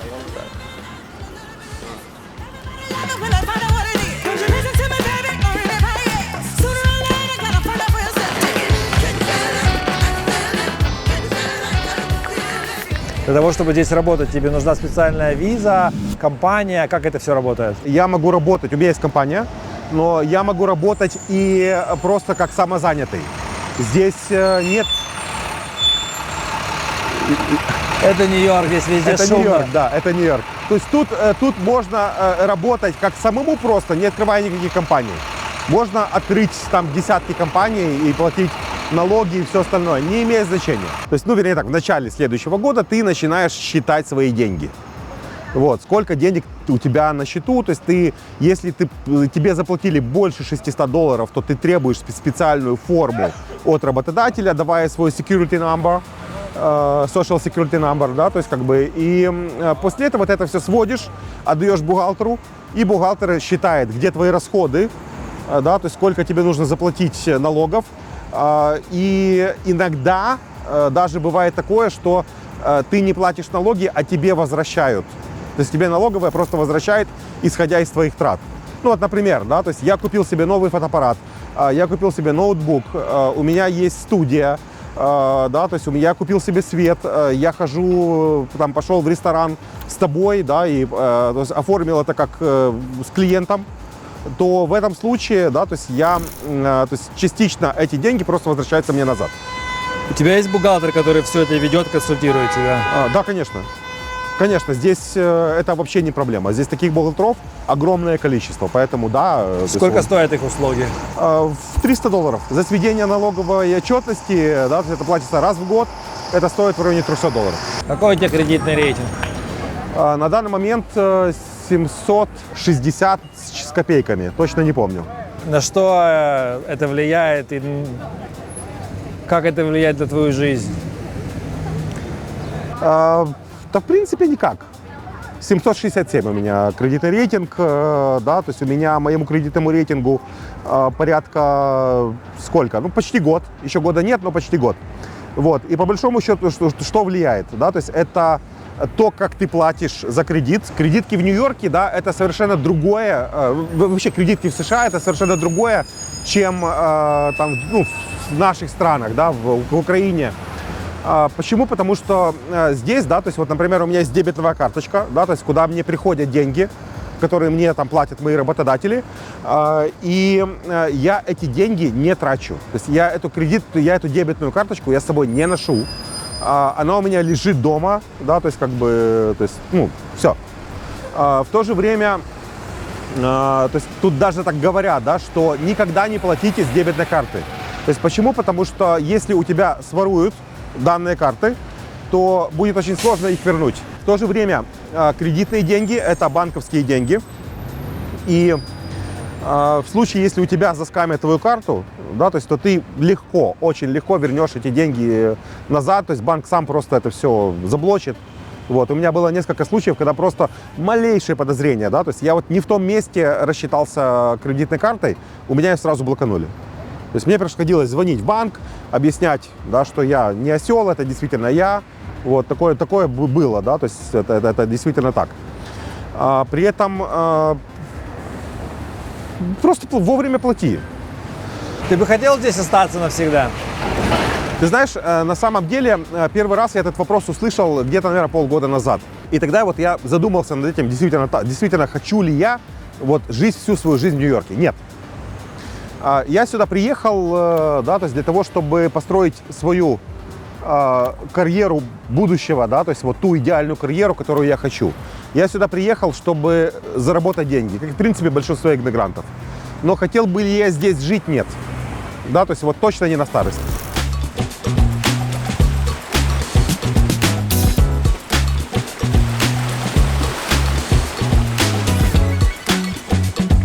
На сегодняшний день, если переехать в Нью-Йорк и вообще в Америку, можно ли развиться, стать на ноги и когда-то иметь и дом, и машину, и обеспечить детей нормальным образованием? Ну, теоретически да. И все зависит от того, что ты умеешь делать, с чем ты приезжаешь. И готов ли ты работать? Да. Если ты, допустим, очень высококвалифицированный, допустим, программист, который может работать из другого места, смысла ехать сюда нет. Но если ты такой человек, где ты должен именно присутствовать на работе, приехать сюда, да, теоретически это можно, но ты должен понимать, куда ты едешь и какую ситуацию ожидать. Я знаю ребят, которые приехали с Украины, многих, у которых золотые руки. Им не нужна нефть, газ, бриллианты и алмазы. У них есть две руки. Один парень сварщик, другой строитель, другой что-то. И эти ребята приехали, в принципе, ни с чем. И просто на стройке заработали, а потом уже начали работать на себя. Кто-то уехал в другой штат. Многие уехали, потому что они востребованы. И они просто поняли, что в другом штате они могут построить лучше жизнь, они просто уезжают. Ну да, ребята, которые вот умеют работать, стройка домов, ремонты домов, все рабочие специальности, особенно со строительством, это очень хорошо. Сколько будет здесь стоить дом? Метров 200, например. Здесь ты платишь не за материал, из которого сделан дом, а ты платишь размер и локейшн. И за руку, за работу. Да. Человека, который к тебе придет и сделает, потому что ручной труд здесь очень ценится, очень дорого стоит. Это уже потом, когда ты будешь делать ремонт. Я говорю, именно цена дома, чтобы его купить. Окей. Зависит от размера. Сколько он будет здесь стоить? Миллион? Миллиончик, да. Спокойно, как пить дать. Самое дорогое, что ты платил здесь такое и странное, из ряда вон выходящее? Я тебе скажу. Новые дома, которые строятся, у них есть такая вещь, которая называется Backflow Prevention Device. Это какой-то аппарат, который предотвращает, чтобы грязная вода возвращалась в чистую или чистая в грязную. Я даже не знаю, что это такое, но я знаю, что многие дома это имеют. И если твой дом это имеет, избавиться от этого невозможно. Но в Америке незнание закона не смягчает вину. И когда мы купили, я и мой сосед купили этот дом, мы даже не знали, что мы должны были каждый год делать инспекцию этого девайса. И потом нам приходит вызов в суд. Штраф, там, $500 или что-то такое. А я говорю судье, послушайте, я не знал, я признаю свою вину, я сейчас все сделаю, почему вы автоматически меня штрафуете? Вы же можете как бы меня простить, потому что это первый раз. Это же несколько раз вы меня вызываете. Она говорит, хорошо, мы подумаем. Пришло по почте, плати и все. Я заплатил, но я теперь знаю, что каждый год я должен этот девайс inspection проходить.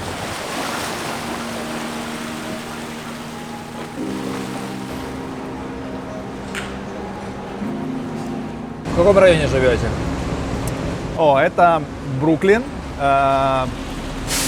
Есть такой интересный там, ну практически, если так совсем описать, Бруклин недалеко от Брайтона, где-то 3 квартала. Это место одно с друзьями, и есть интересное место у нас в Нью-Джерси, в высотном здании, там красивая большая квартира. Ты живешь в 2 местах?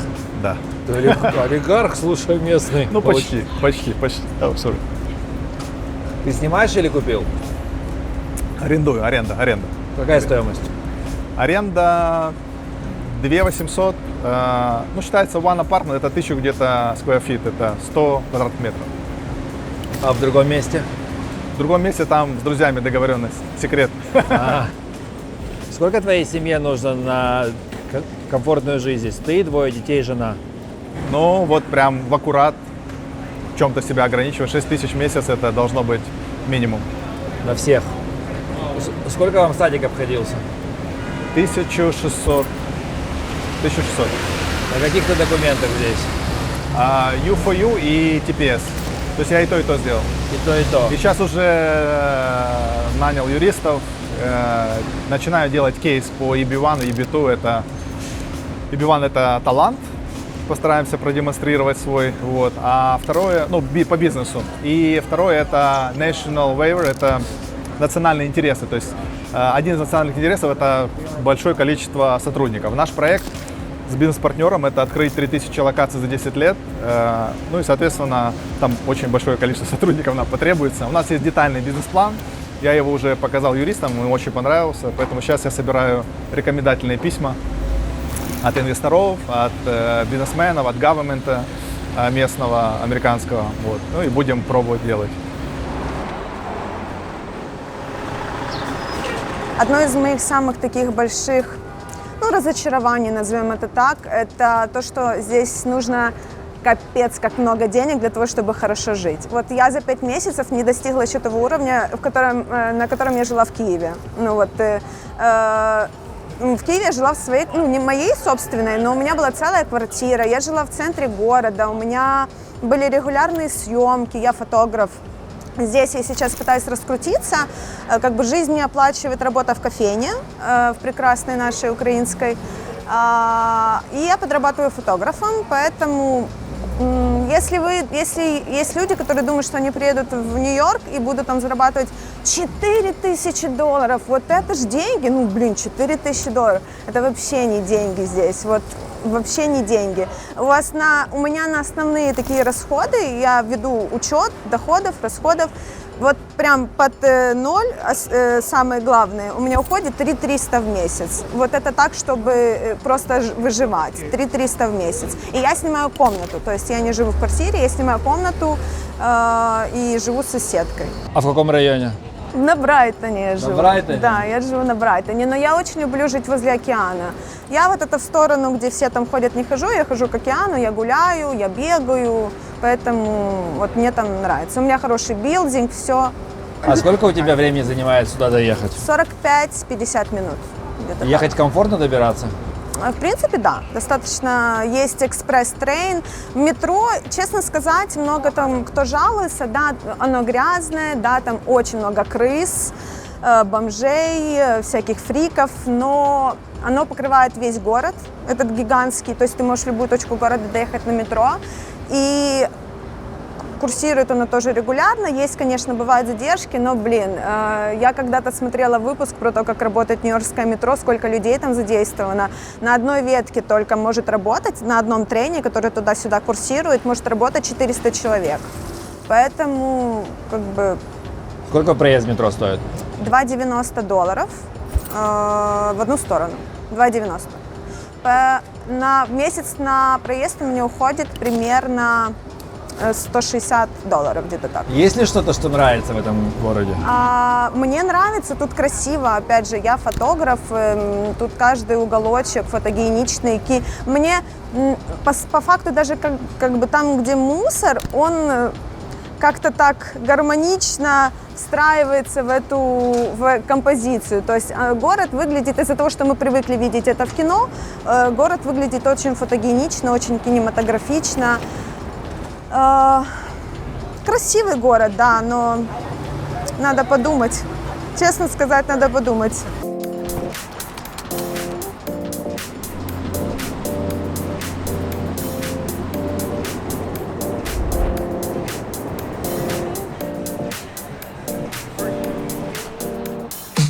Квадратный дом, видите, прямоугольник и немножко меньше прямоугольник, как один дом. Вот это гостиница Сент-Джордж, вот там мы начинали.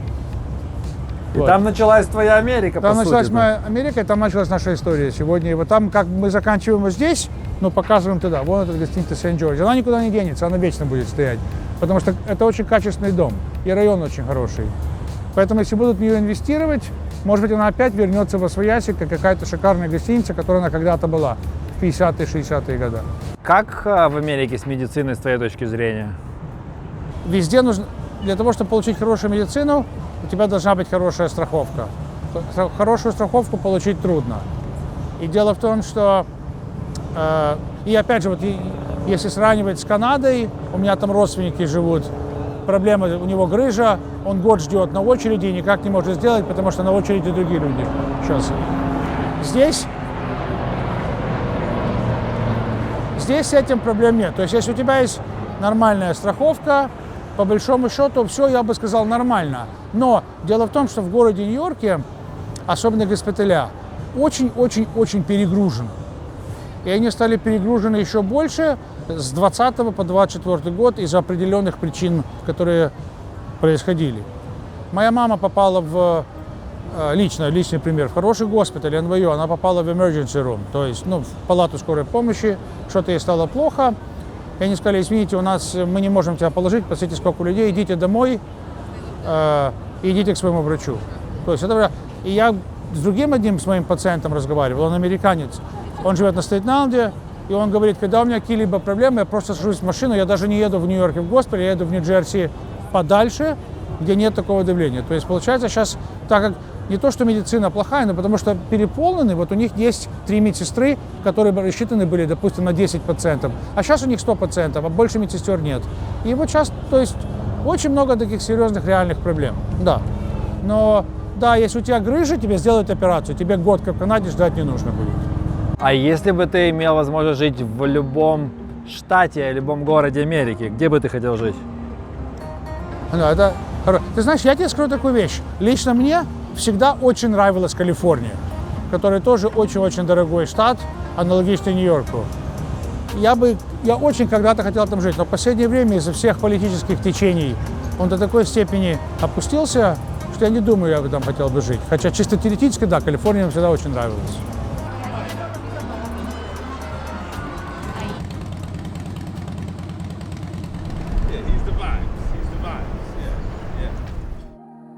Нью-Йорк – это город для? Нью-Йорк – это город для проактивных людей, для открытых, open-minded, для открытых, проактивных людей, которые готовы много работать и готовы, сейчас скажу это слово, которые готовы себя проявить. Вот, и показать себя этому миру, которые не стыдятся этого сделать. Вот про кого этот город. Если коротко, это твой город мечты или нет?